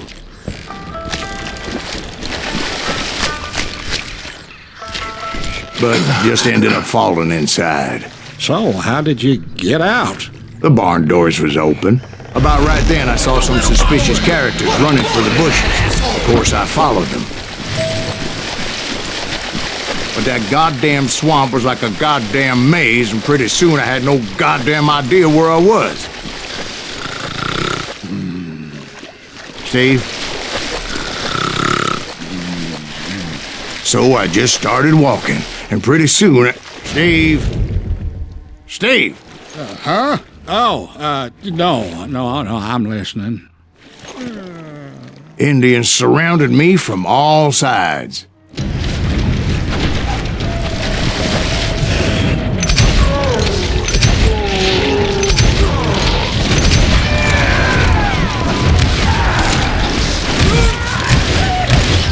Indians? There were Indians? No. I just wanted to make sure Steve was paying attention. Now, where was I? You were following the Daltons through a swamp? That's right. See, Steve? Dwight's paying attention. Oh, I'm listening. I was just resting my eyes. So, where was I? The Daltons. Right. See, there's a reason so many outlaw gangs are made up of brothers.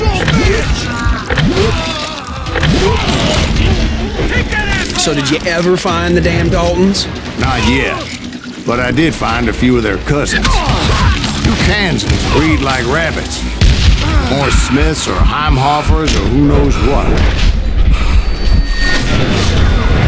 But hell, what's more important than family? I'll bet Ben knows what I'm talking about.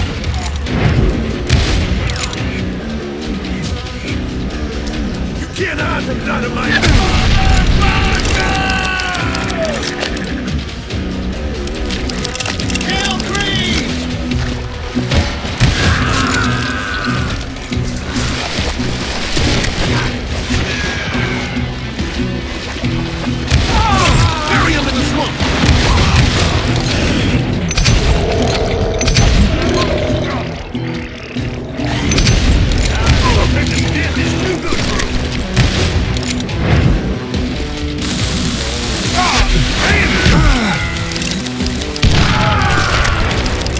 What are you gonna do?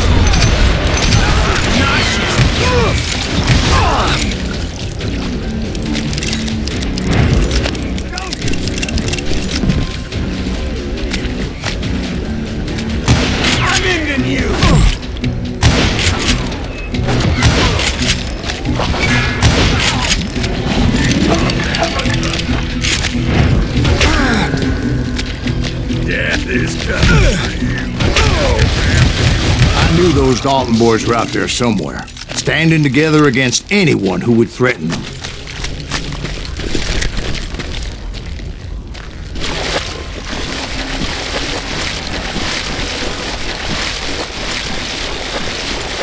And that's when I saw it. A goddamn steamboat. A steamboat in a swamp? Yeah, Steve, but this wasn't much more than a wreck, really. But how'd a damn steamboat end up in the swamps? Yes, it floated off during the flood of '89. Now, was it a stern-wheeler or a side-wheeler? What? Does that really make a difference, Steve?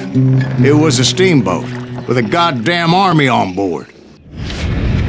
It was then that a fusillade of bullets come raining down from on high, and those vigilantes who accompanied me weren't anywhere to be found. But among those men that were shooting at me, I thought I saw some familiar faces.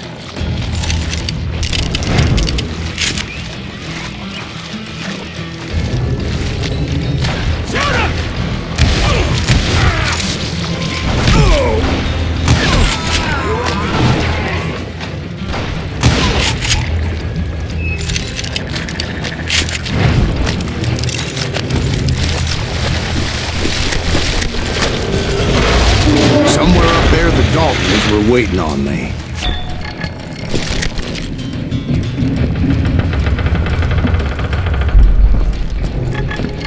Yeah, you know you can't beat me.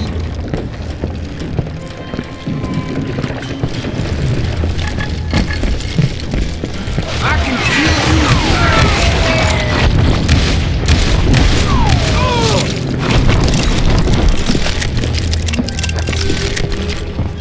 Sounds like you don't give up too easy. That's the kind of man I am, Ben. I set out to do something.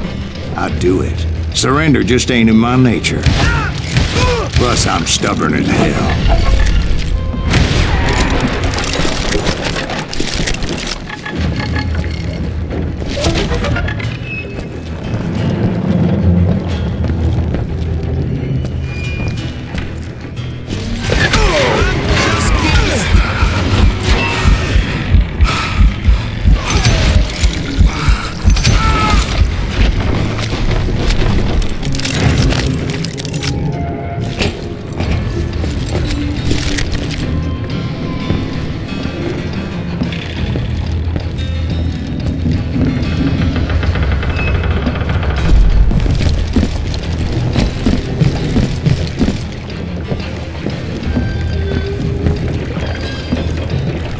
about then, much to my relief, the vigilantes finally arrived. Their leader motioned at a cabin in the middle of the top deck, pointing me directly at the Daltons. I finally had them, after months of dogged pursuit. But it turned out that they had me. Take him out! I'm sending you to hell!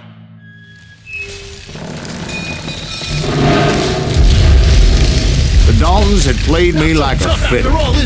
Apparently, the vigilantes were on their damn payroll. They didn't just want to shoot me. They wanted to burn me alive. But finding my way out of a burning labyrinth proved to be quite a challenge. It was a riverboat, right? I mean, it's not like it was a goddamn ocean liner. Oh, yeah, but I was in a fight. Did you hear about that ship that's gonna launch next year? Largest one in the world. You're talking about the Titanic. If you ask me, it's too blessed big. I don't think it'll even float. So anyway... Don't be stupid, Steve. They know what they're doing. They say that the Titanic is unsinkable. Oh, God. But getting back to that steamboat, how'd you get off it, Mr. Greaves?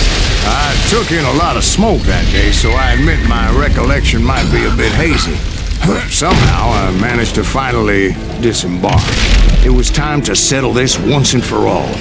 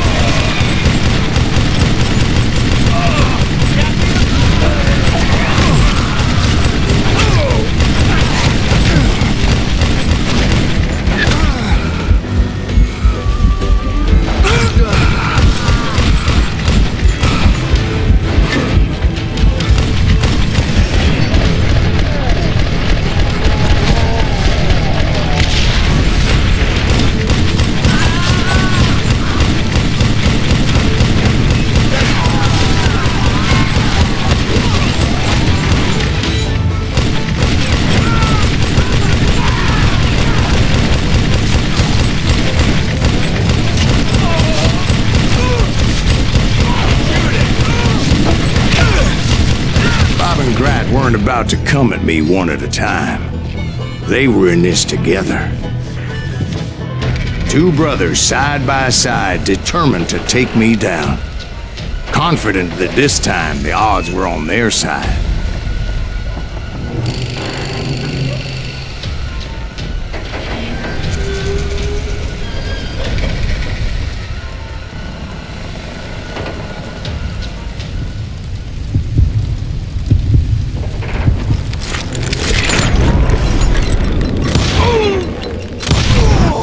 They got it wrong. A sad end for those two.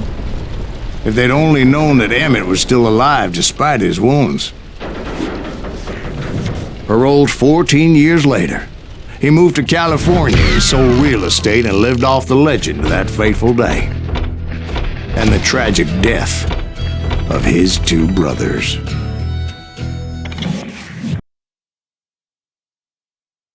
My own brothers died tragically as well, truth be told.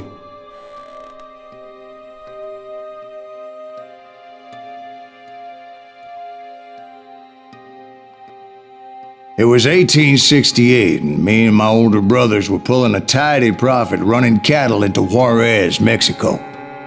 One night after my brothers retired for the evening, I found a little poker game in a cantina with a couple of cowboys. And I just couldn't lose. I even won an old Spanish coin that had to be 100 years old. Well, I was mighty pleased with myself the next morning as my brothers and I rode for Texas. But before we crossed the border, those cowboys caught up with us. It was Johnny Ringo, Roscoe Bob Bryant, and another asshole named Jim. They wanted their money back and everything else we had, including our lives, as those boys didn't want us coming for them later. Bob put that old Spanish coin in my mouth and said, "I won't have it said that I left you with nothing, boy."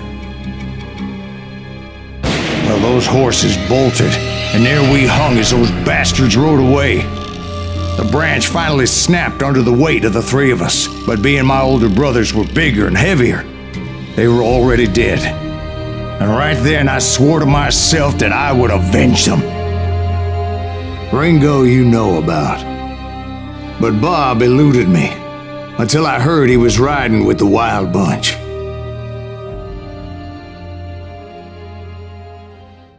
I'd been on their trail for months, ever since they left their hideout in the Bighorn Mountains. Led by Butch Cassidy, they were a loose association of outlaws who robbed banks and trains from Colorado to Montana. Among them was the Sundance Kid, and that murderous hombre I was tracking, Roscoe Bob Bryant. Were you a part of that giant Pinkerton posse after the Wild Bunch? No, boy. A circus like that would have slowed me down. Besides, I wanted Bryant all to myself. I'd heard about a large shipment of gold being transported to Wilcox, Wyoming on the Overland Flyer. I figured the Wild Bunch would likely hit such a treasure, and by God, I figured right.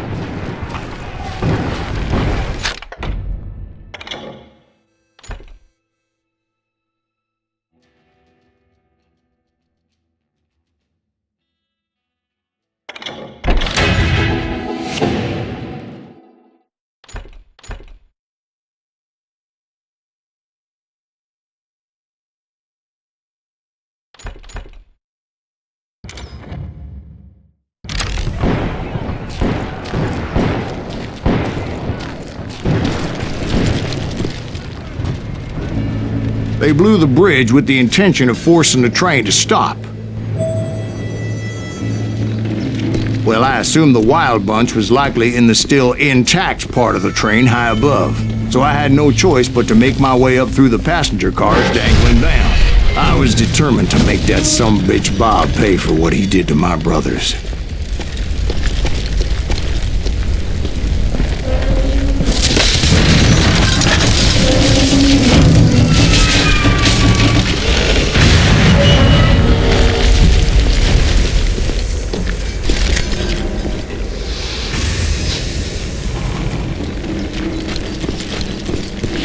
Are still ringing from blowing up that bridge. What'd you say? Well, I made my way off unscathed and came upon a few members of the gang and had no choice but to dispatch them. From there, I had to negotiate an even more precarious route.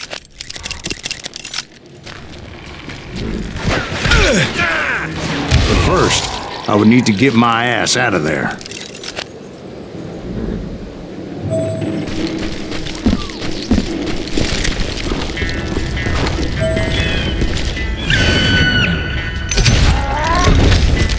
Jumped from the frying pan into the fire as the train was clearly fixing to fall. I had found the gang, but in order to find old Bob, I needed to fight my way forward past a whole passel of desperados. Outside, inside, any way I could, I made my way towards my prey. Well, what about the passengers? It was mostly a freight train, as I recall. There were no passengers aboard that day.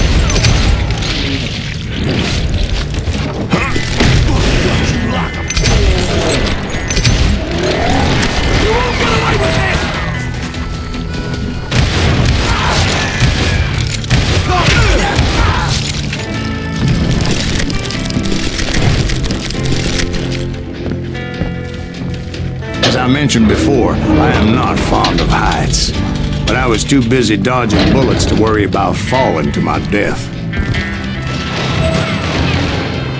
Odds were I was likely to die that day anyway, so I was determined to take down as many of those bastards as I could.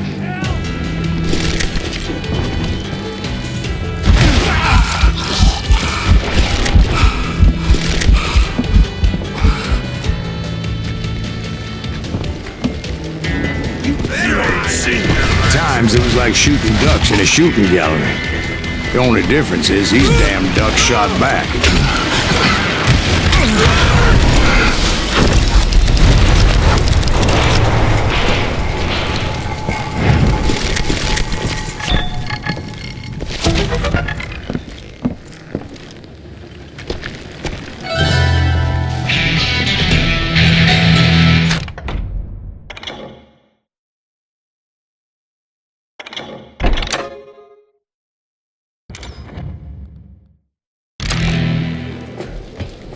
I kept hoping the law would show up and give me a hand. You mean like that giant Pinkerton posse that I read about? Did they come riding in, guns a-blazing to help?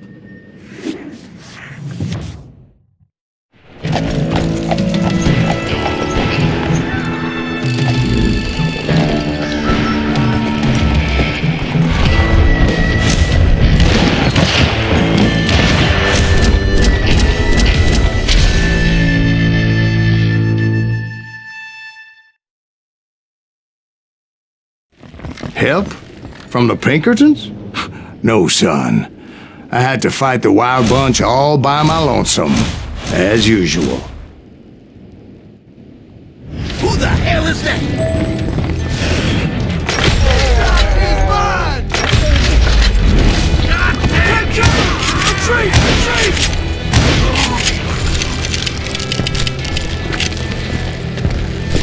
He's killing everybody! Ready to meet your fate. They'll kill us all!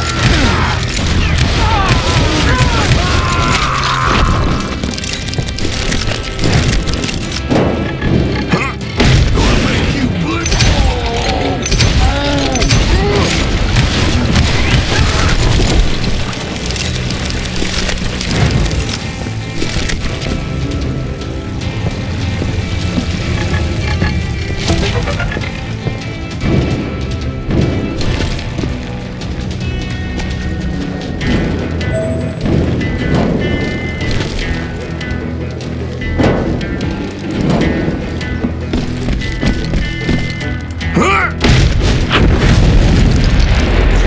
Guess is those dime novels didn't portray this as it happened, did they? Who the hell are you? Only a few stragglers were left. I had to cut them down pronto if I was going to stay on old Bob's trail.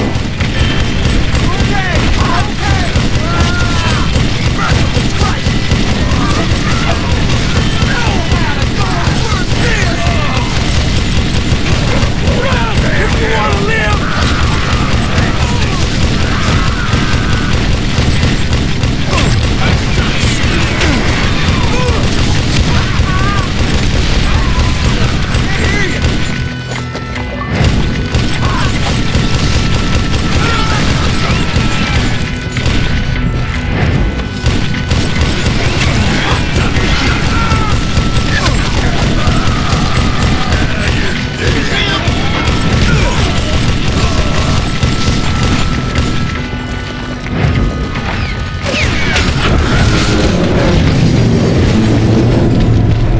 Once I silenced all those guns, I went searching for my nemesis, determined to finally have my justice. But the only survivor who welcomed me was George Flat-Nosed Curry. Who was he?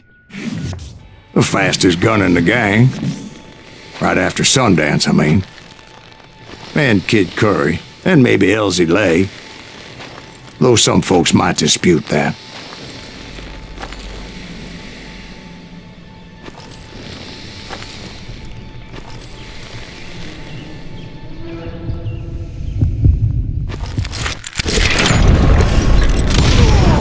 On that very same day, Butch Cassidy and the Sundance Kid decided to leave the Wild Bunch behind and decamped for South America.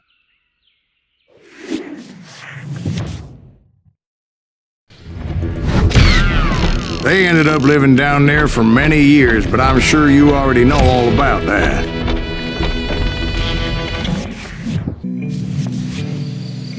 I tried to find Bob Bryant, but it was as if he'd disappeared. Sometime later, I heard the Wild Bunch was back together. Kid Curry escaped from jail, and now he was running the whole shebang. So I took to their trail, as I was still in pursuit of my brother's killer and hoped that he was back with him. That Kid Curry's kinda crazy, ain't he? Don't let him hear you saying that.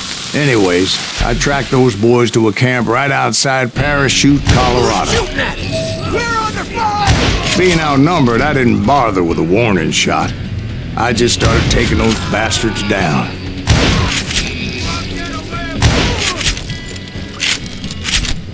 Old Bob wasn't among them, and neither was Kid Curry.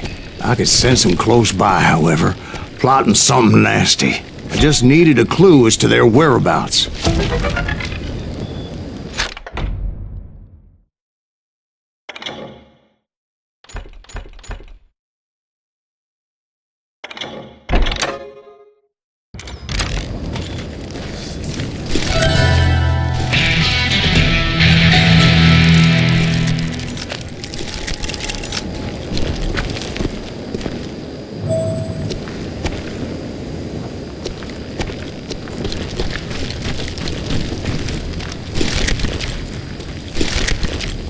found one.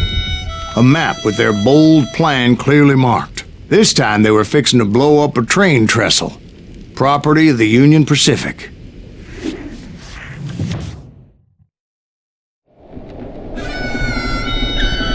The plan clearly indicated how they were fixing to undermine several of the weakest wooden supports.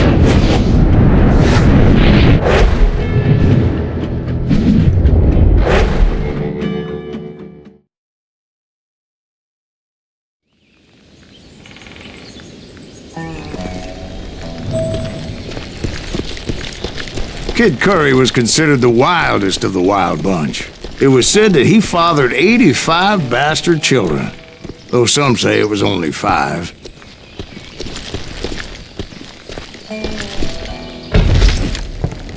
Kid Curry had bragged to a whore how he was going to rob a train heading to the U.S. Mint in Denver. And that whore, Fat Sally, she told me. The bridge was rigged with dynamite, so I decided I'd best be careful confronting those bastards.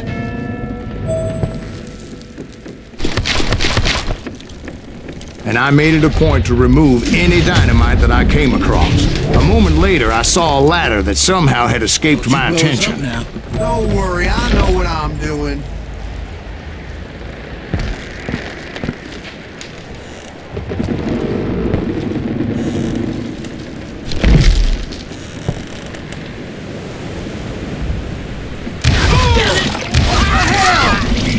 But the Wild Bunch did not take kindly to my presence and attempted to blow my head off.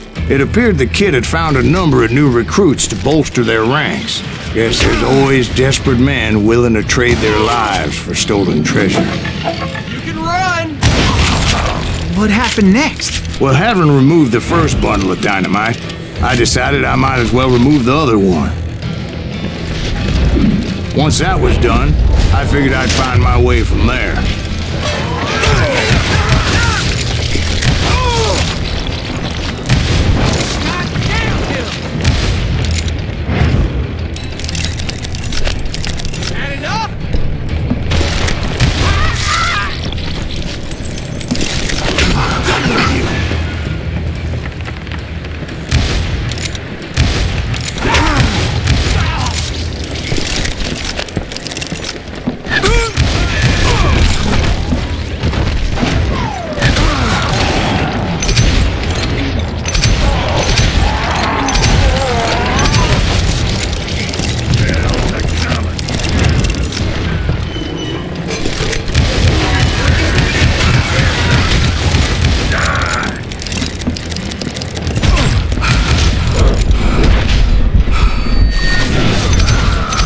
So, what happened then?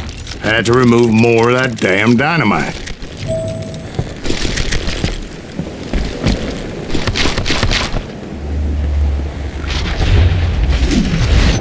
It must have been terrifying trying to make your way across. I was sweating it a bit, but then I noticed a footbridge tied up on high, so I shot the rope.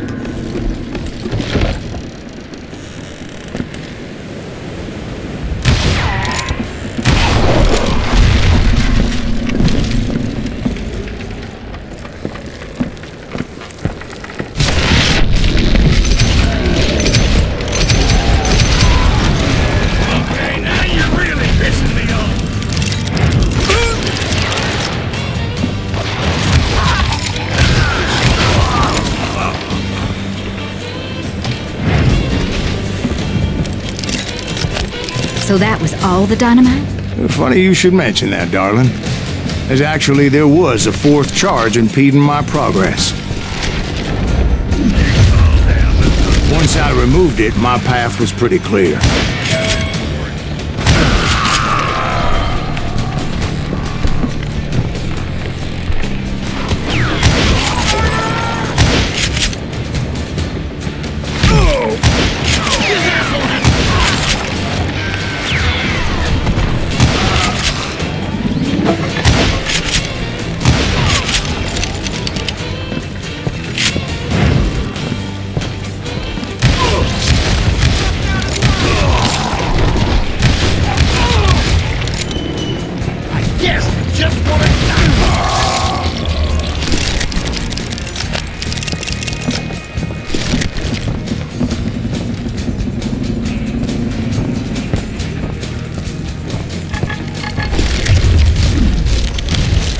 So I proceeded onward. I realized that that way just wasn't gonna work. I needed an alternate path forward.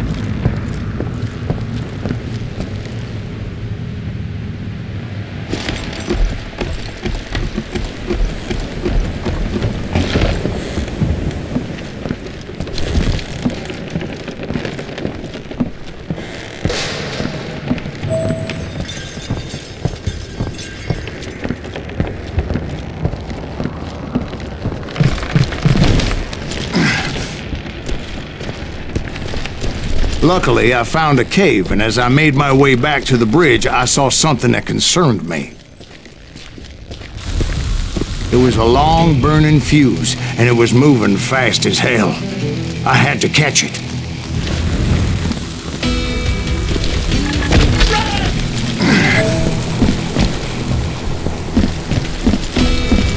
The burning fuse was so damn quick, I had to run like the wind. I almost had it, but no. Thought I was gonna have a coronary when I lost sight of those sparks. My heart was pounding like a sledgehammer. I knew that failure meant boom. Then, finally, at the last moment.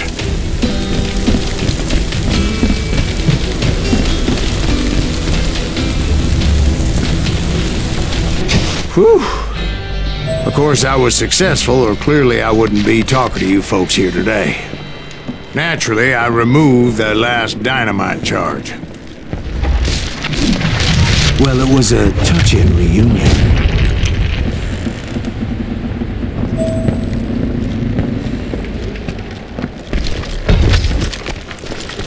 But by this time, I was thoroughly exhausted and dragging my ass, as I was not a young man anymore.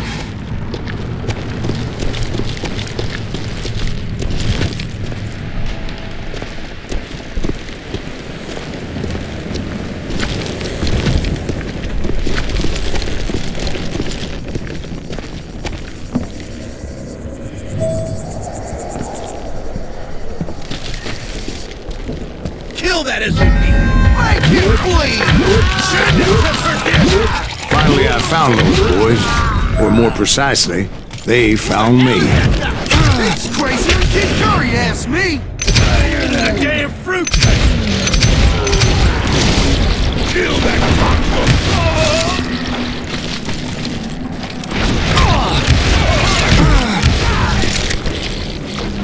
Just when I thought things couldn't get worse, Kid Curry opened up on me with a goddamn Gatling gun. It was hidden in this tunnel and pretty well shielded.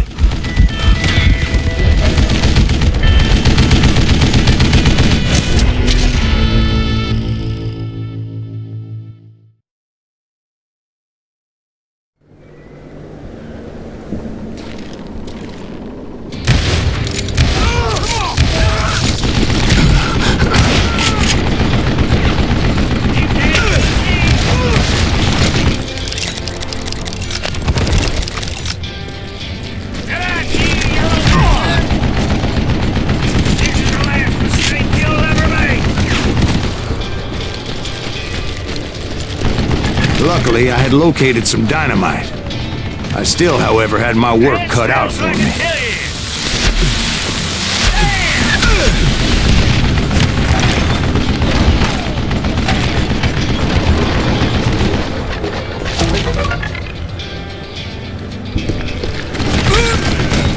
Stand still so I can kill you.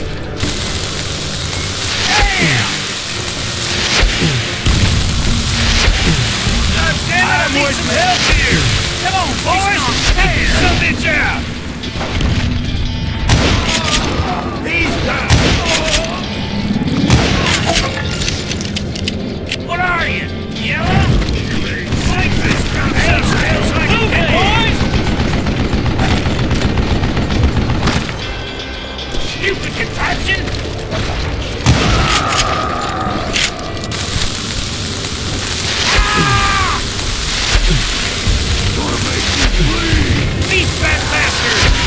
Eventually, I brought that tunnel down.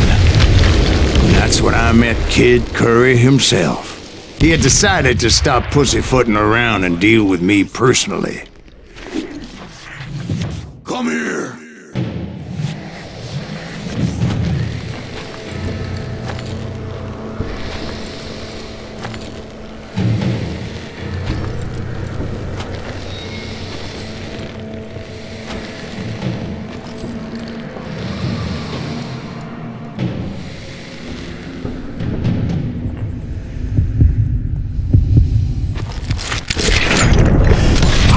Fast as he was, I was just a bit faster.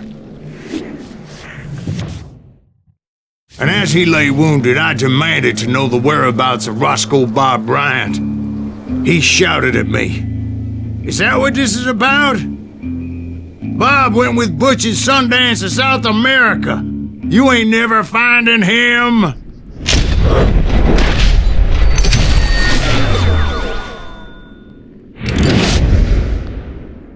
Those were his last words.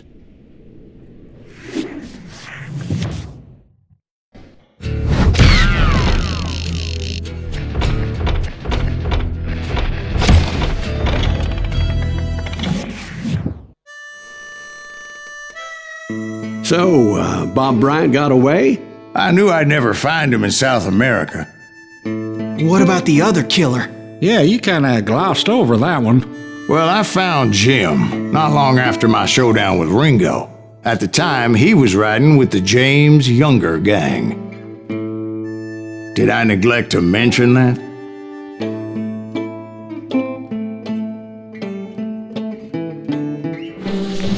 Jesse James? The greatest outlaw who ever lived?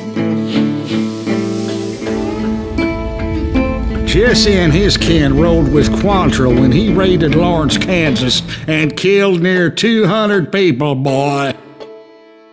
Nothing great about that.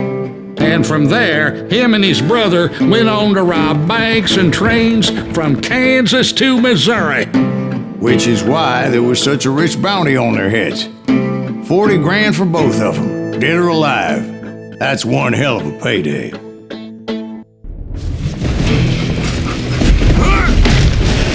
I confronted them as they were robbing a train. Bullets were flying at me from every which way. But I knew I'd have to fight my way forward if I was gonna find this Jim.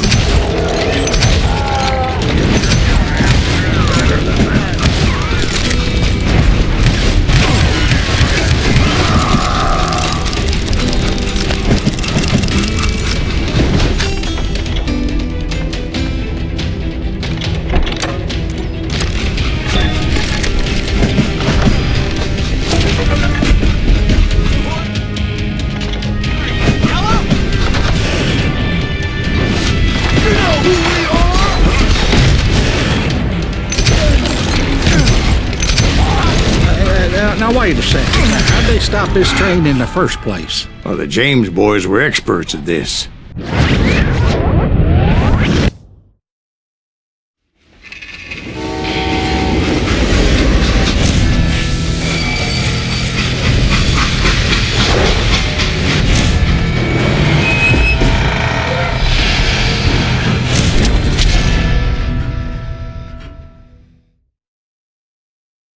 They hopped a freight train, having heard there was a big payroll in the express safe. So, I hopped the same train.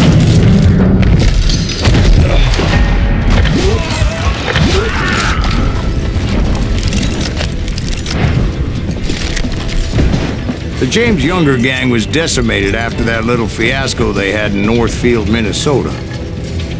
So Jesse needed more men and took on the killer I was after, along with a host of others. I was hoping to find my man and put a bullet in his head. Climbing around that train, I must have swallowed 100 damn bugs before I reached that... The James Younger gang pulled the first train robbery west of the Mississippi. Sounds like you hold them in high regard.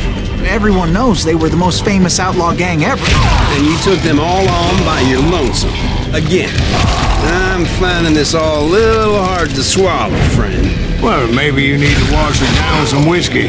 By the way, did I mention that that train was flying down those tracks like a bat out of hell?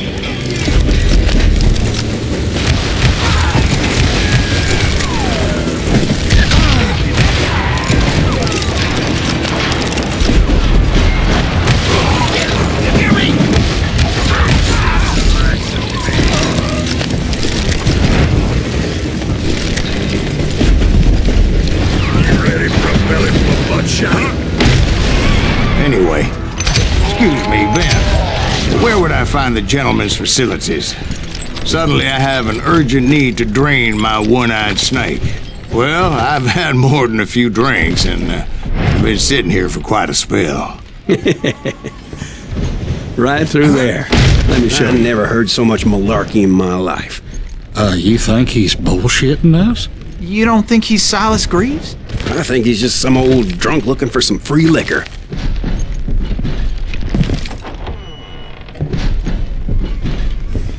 I don't know, Jack. I think I believe him.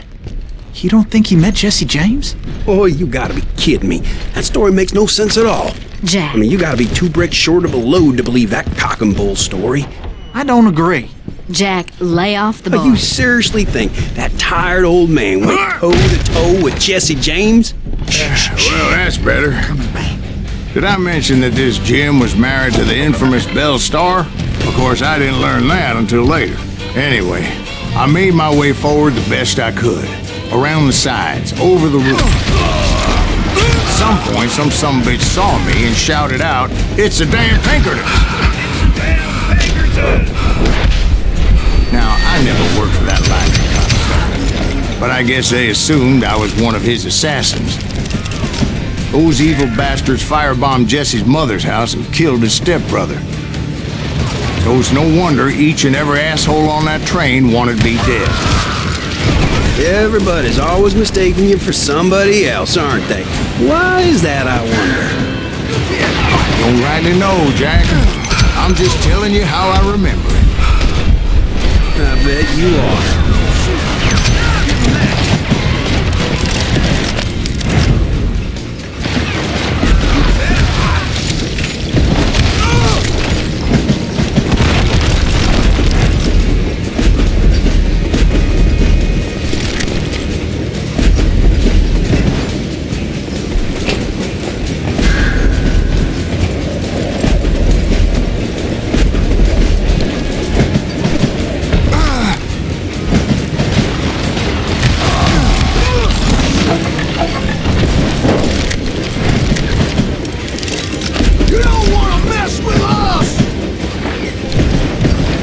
I came across a flat car piled high with logs and had to come up with a creative way to make my way forward.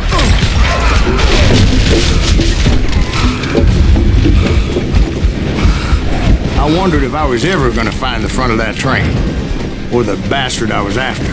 Jesse hired a damn army after Northfield. Guess he didn't want to be outgunned like that ever again. Right about then, I was attacked by some asshole on a Gatling gun. Yeah, seems like you run into a lot of them. Asshole? Gatling guns. Guess I did. Now, I don't remember how I took it out. It was either a bullet or dynamite. Where would you find dynamite? Does it really matter, Jack? You're messing with the flow of the story here.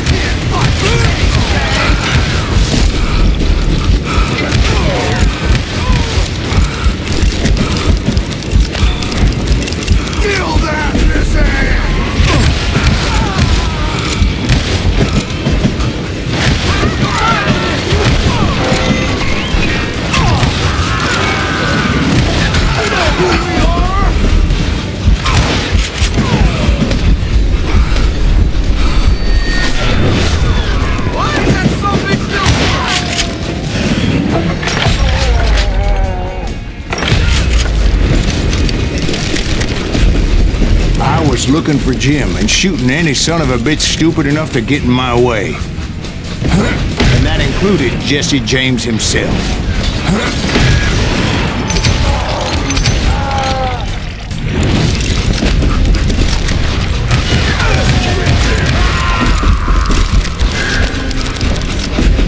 There sure were a lot of men determined to die that day.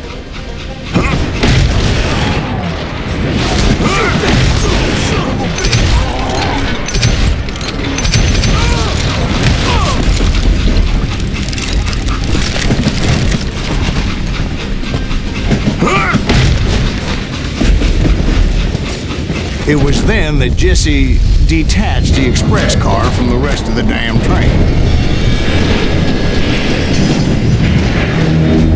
I could see Jesse waiting for me, fixing to kill me so he could get away with all that money.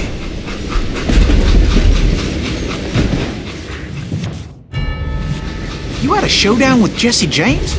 Of course he didn't. Everybody knows that Jesse was killed by Bob Ford. Yeah. Jesse went out like John Wesley Hardin. Coward shot him in the back of the head. Guess it doesn't matter how far you run, does it, Ben?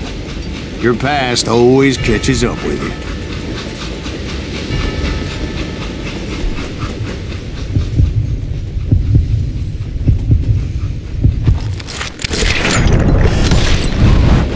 Yeah, I didn't kill Jesse James. Just wounded him bad enough to convince him to hang up his guns. What about that Jim fella? What happened to him? I figure he was up front with a gun to the engineer's head. That bastard slipped away again. I'll tell you how I got him. But first I need to wet my whistle.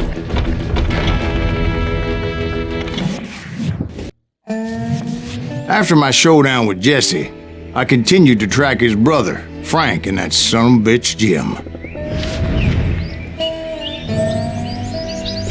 I followed those bastards into the high mountains as they were going to ground. What mountains would that be? Somewhere in the Ozarks, I believe. The perfect place to hide out from the authorities.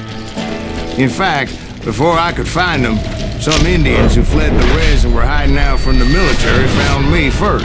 They probably thought I was a cavalry scout and didn't want me telling the military where they were. Indians? They could have been Cheyenne, but there was all sorts of renegades roaming the landscape back then.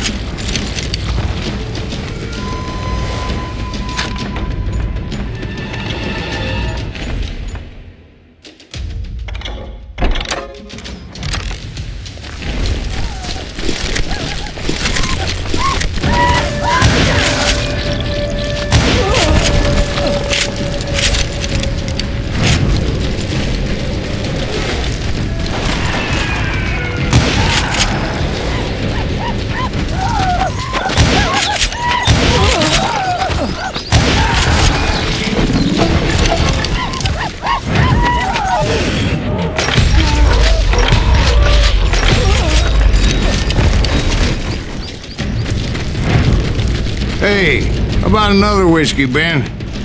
Nothing better to soothe the troubled soul.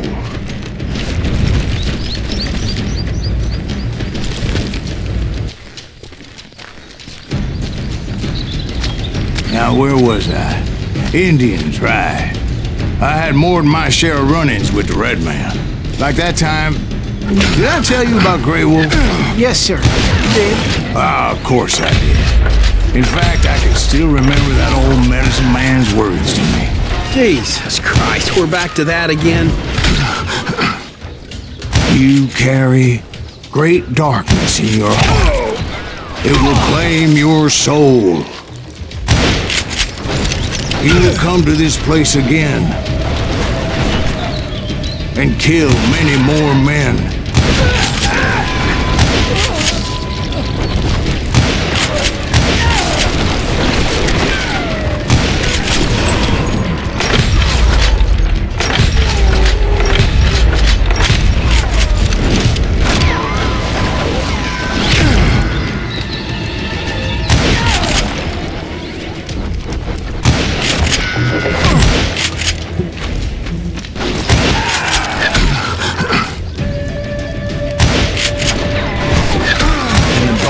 Will grow until it consumes everything you are.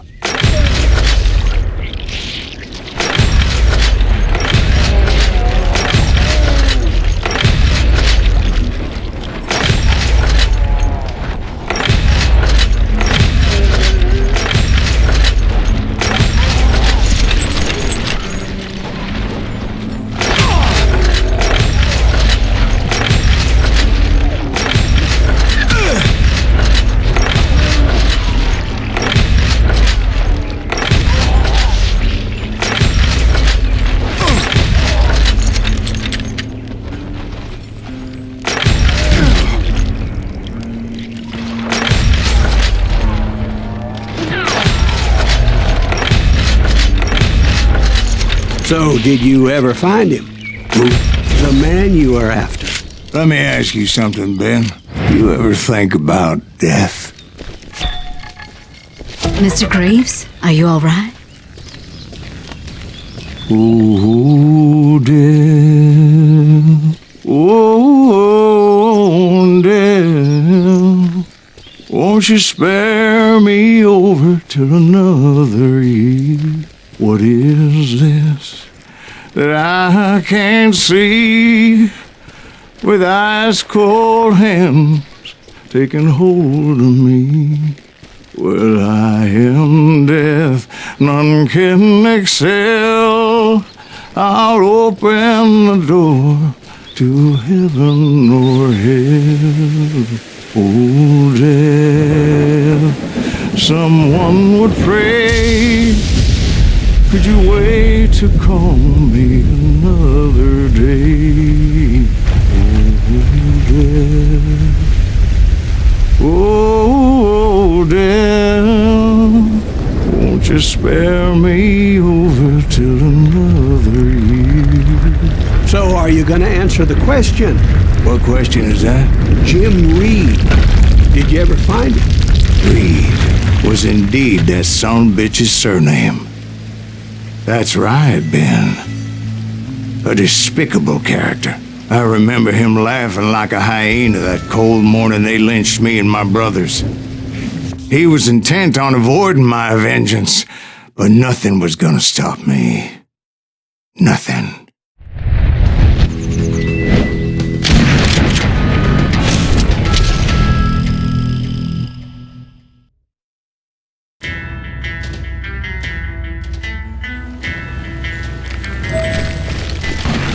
I finally did track those outlaws down.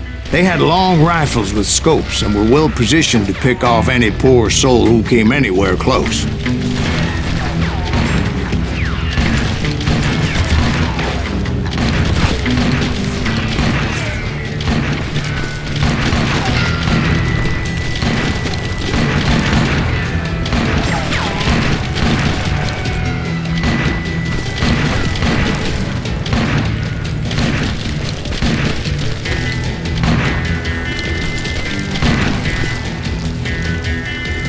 I'm guessing Frank James believed I was responsible for the demise of his brother Jesse. I couldn't really disagree with the man, as I thought Jesse was dead then as well. He backed off as I closed in on him, but he was still intent on killing me. And when I closed in on him again, he backed off again, looking for a better angle at me.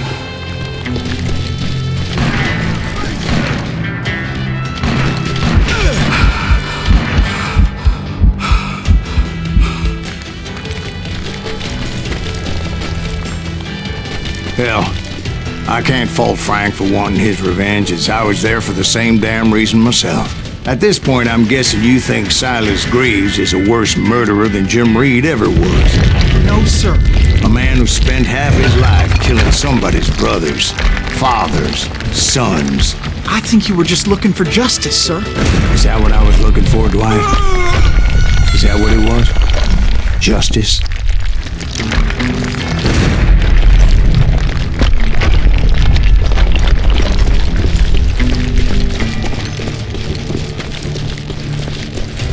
Isn't that why you were hunting the James gang? The James gang. Right. I finally found Frank holed up in his mountain cabin, and he was determined to have me dead. It was a pitched battle that could have gone either way. Luckily, I had some dynamite in my possession. Dynamite? On your person? A few sticks, just in case. It's always good to be prepared. Right. I'm just laying out the facts as I remember them, Jack. Put him down! Want that bastard dead!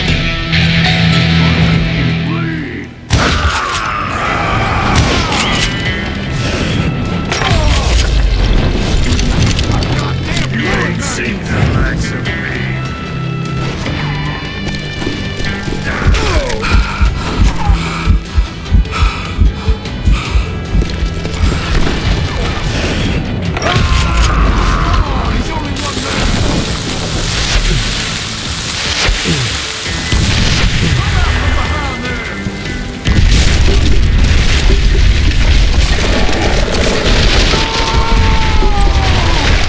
Old shack? Well, it went tumbling right off that cliff. With Frank James still in it? Yes, sir. But Frank James is still alive, living in Missouri, showing folks around the family farm for 25 cents a tour. I didn't say he died in the fall, now did I?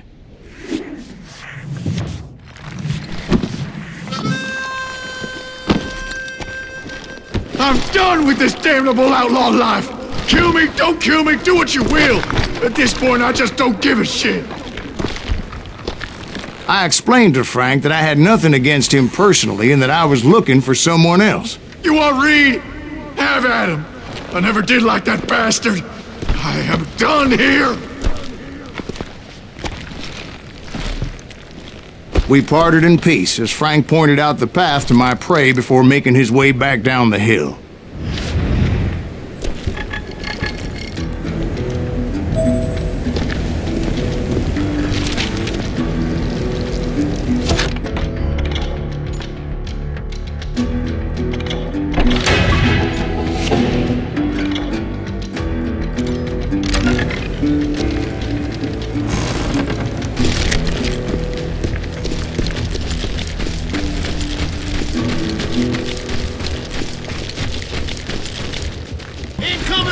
So what happened with Reed? Well, I finally found the last of the gang hiding in a nearby cave. First, I had to dispatch the lookouts.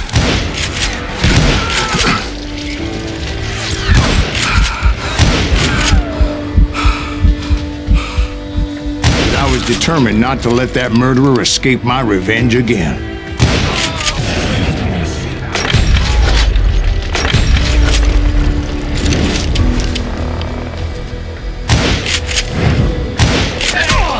Rather than wander in willy-nilly, I decided it would be better to smoke that sumbitch out.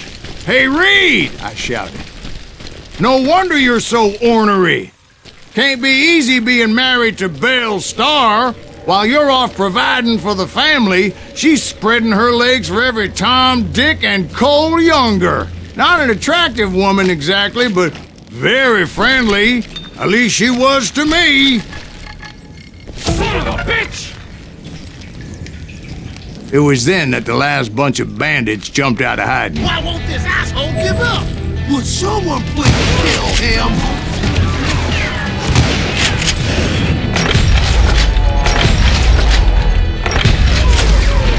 Middle-ain't that sucker!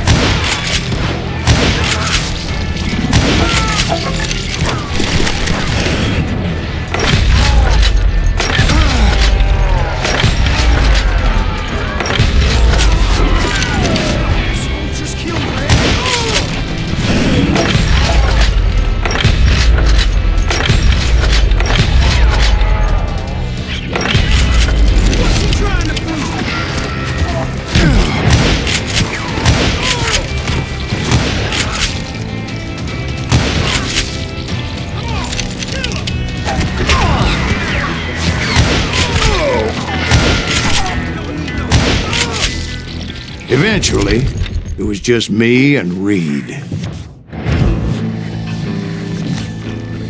I had waited a long time to face him down, so I could repay him for what he did to my brothers.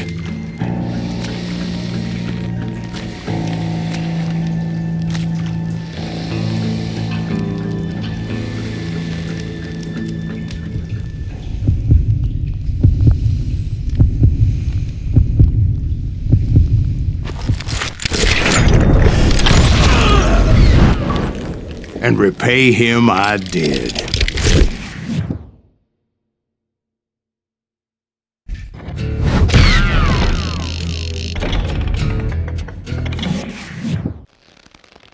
Well, I don't know about you boys, but I'm pretty beat.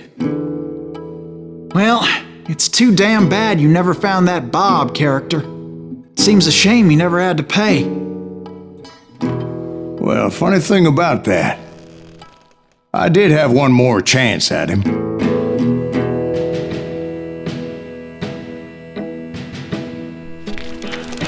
Six months ago, I heard that Butch and Sundance were back in the States and had gathered up some of their old gang.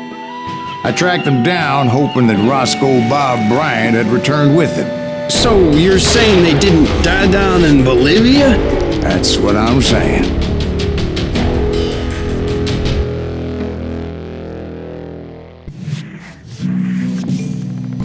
"40 years I had waited to get my hands on the last of my brother's killers. Not even an army of demons could have stopped me now.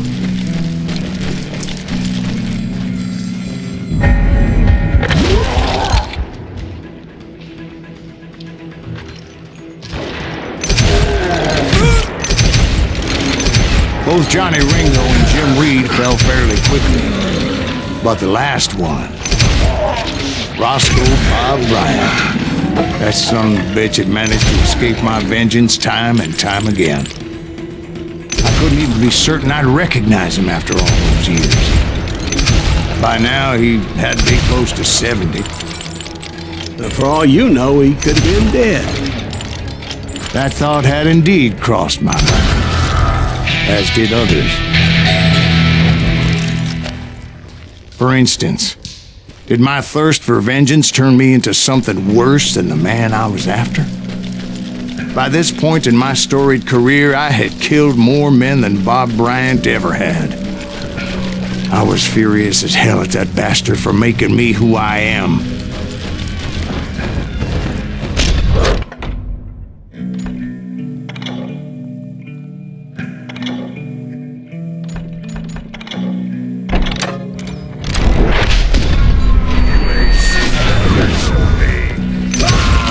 Nothing could stop me from taking his life. I'd been after that killer forever, from the time I rode with Billy the Kid. But that chapter of my story you already know. Chapter of that fairy tale, you mean? Suddenly it was 1910. There I was, an old man roaming a ghost town dead almost 2 decades. Falling apart, just like me.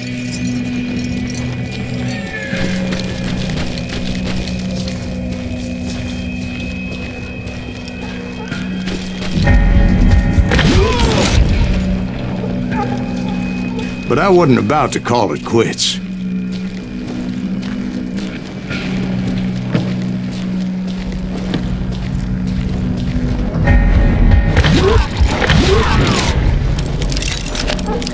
Even though the ghosts of my dead brothers were begging me to end what I started so long ago. Mr. Greaves, are you all right? Would you like some water? The Wild Bunch knew I was there. They were after a treasure they had hidden before they fled, buried in the grave of a dead amigo. Some folks think the town is haunted, so they figured there wouldn't be many people poking around. I intended to fill that grave with Bob Bryant's corpse. But like I said, the bandits knew I was on to them. They lured me in and hit me with everything they had.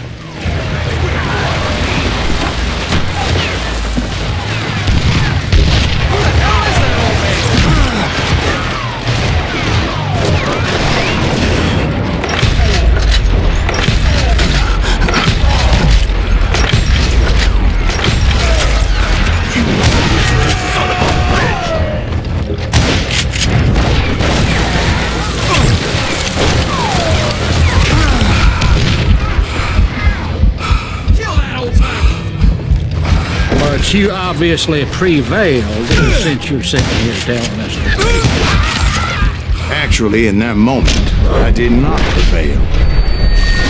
So I suppose we're talking to a ghost. Funny you should put it like that, Jack.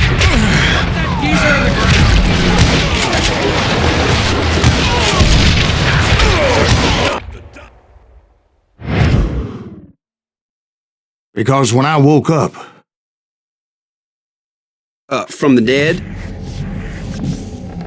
There was silence all around me.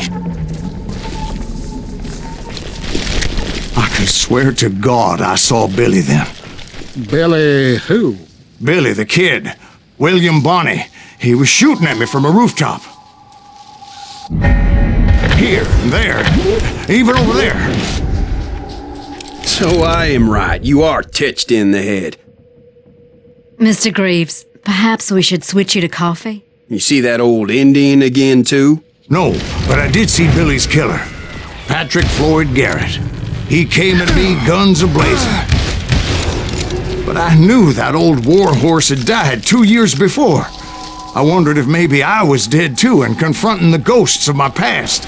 Perhaps all my sins were coming back to haunt me and drag me down to perdition.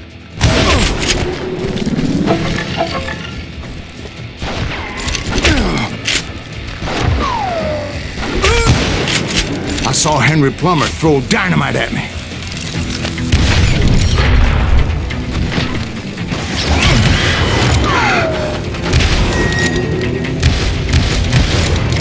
And in the gates of the cemetery, I saw John Wesley Hardin, just like I remembered him.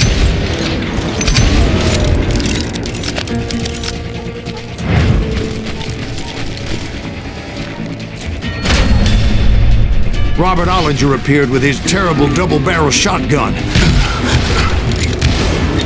But no ghost army was stopping me. My father-in-law got hit with a falling branch. He spent the rest of his life talking to dogs.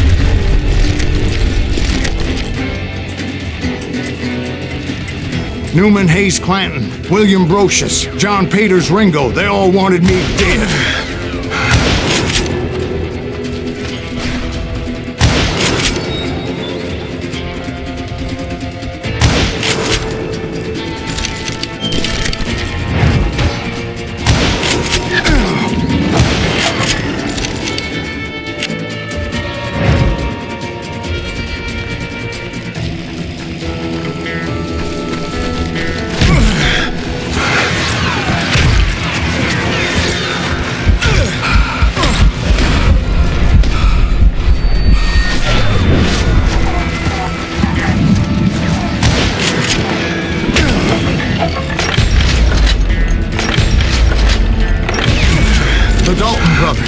Robert and Grattan, guardians of the Garden of the Dead.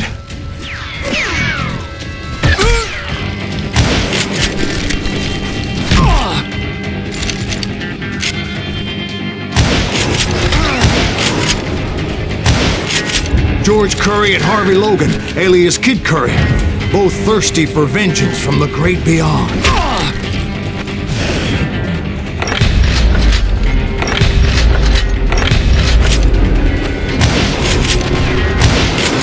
Jesse, Woodson, James, and Jim Reed. Each one deader than the next.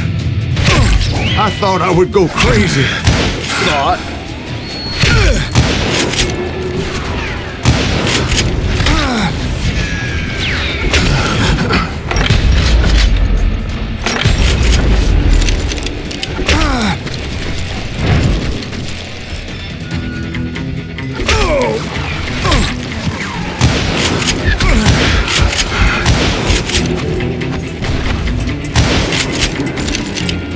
Finally, I saw Harry Alonzo Longabaugh. The Sundance Kid?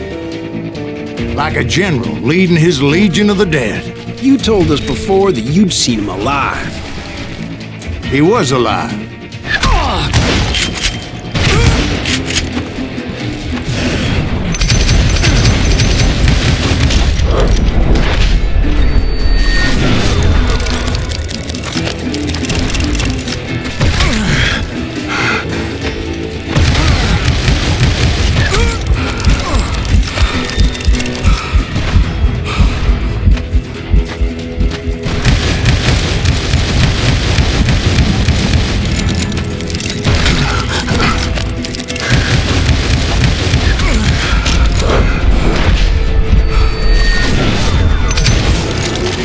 voice called to me from afar. It was Robert Leroy Parker, a.k.a. Butch Cassidy, coming at me from out of the fog. Thanks for taking care of that bastard.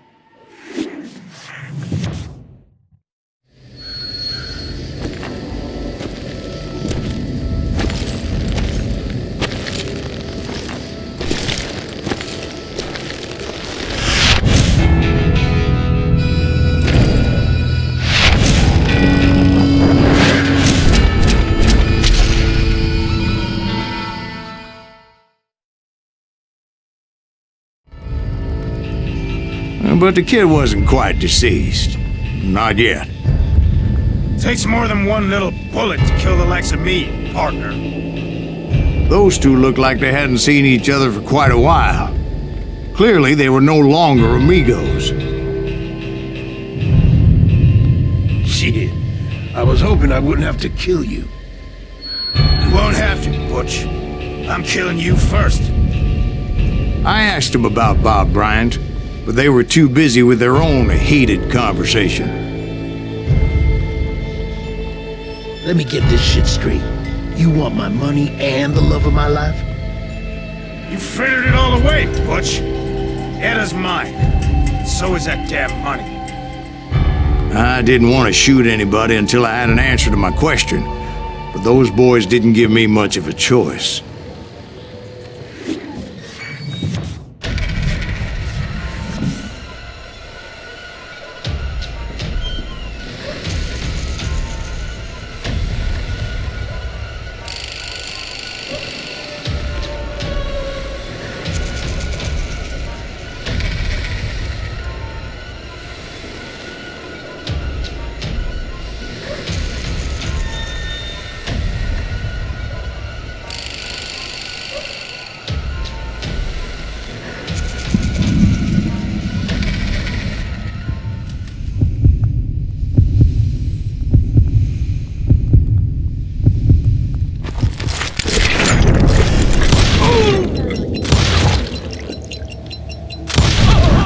Butch Cassidy and the Sundance Kid died there in that cemetery not 6 months ago.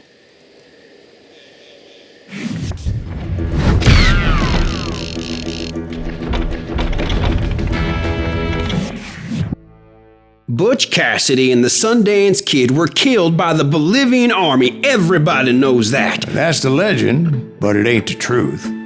So, you never found Bob? There is no Bob. This old sumbitch ain't even Silas Greaves. Sir, is that true? Have you been pulling our legs this whole time? Well, not the whole time. Oh man, I think you've worn out your welcome here. Maybe you're right, Jack. Maybe it's time to pay. You see, Ben, or should I say Bob, your past always catches up with you. I was a different man back then, crazy. Drinking, I've changed my ways, I swear to you. If I could turn back the clock, But you can't, Bob.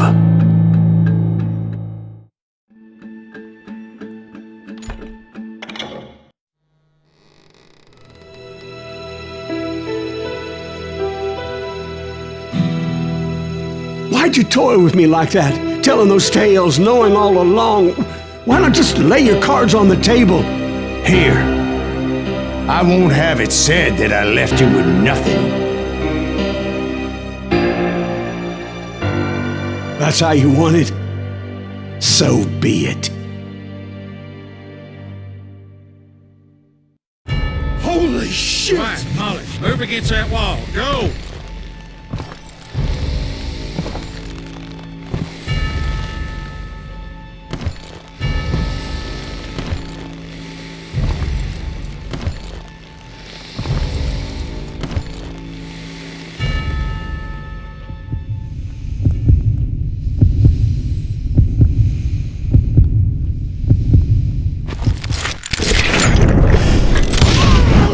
Oh my God! Oh Jesus!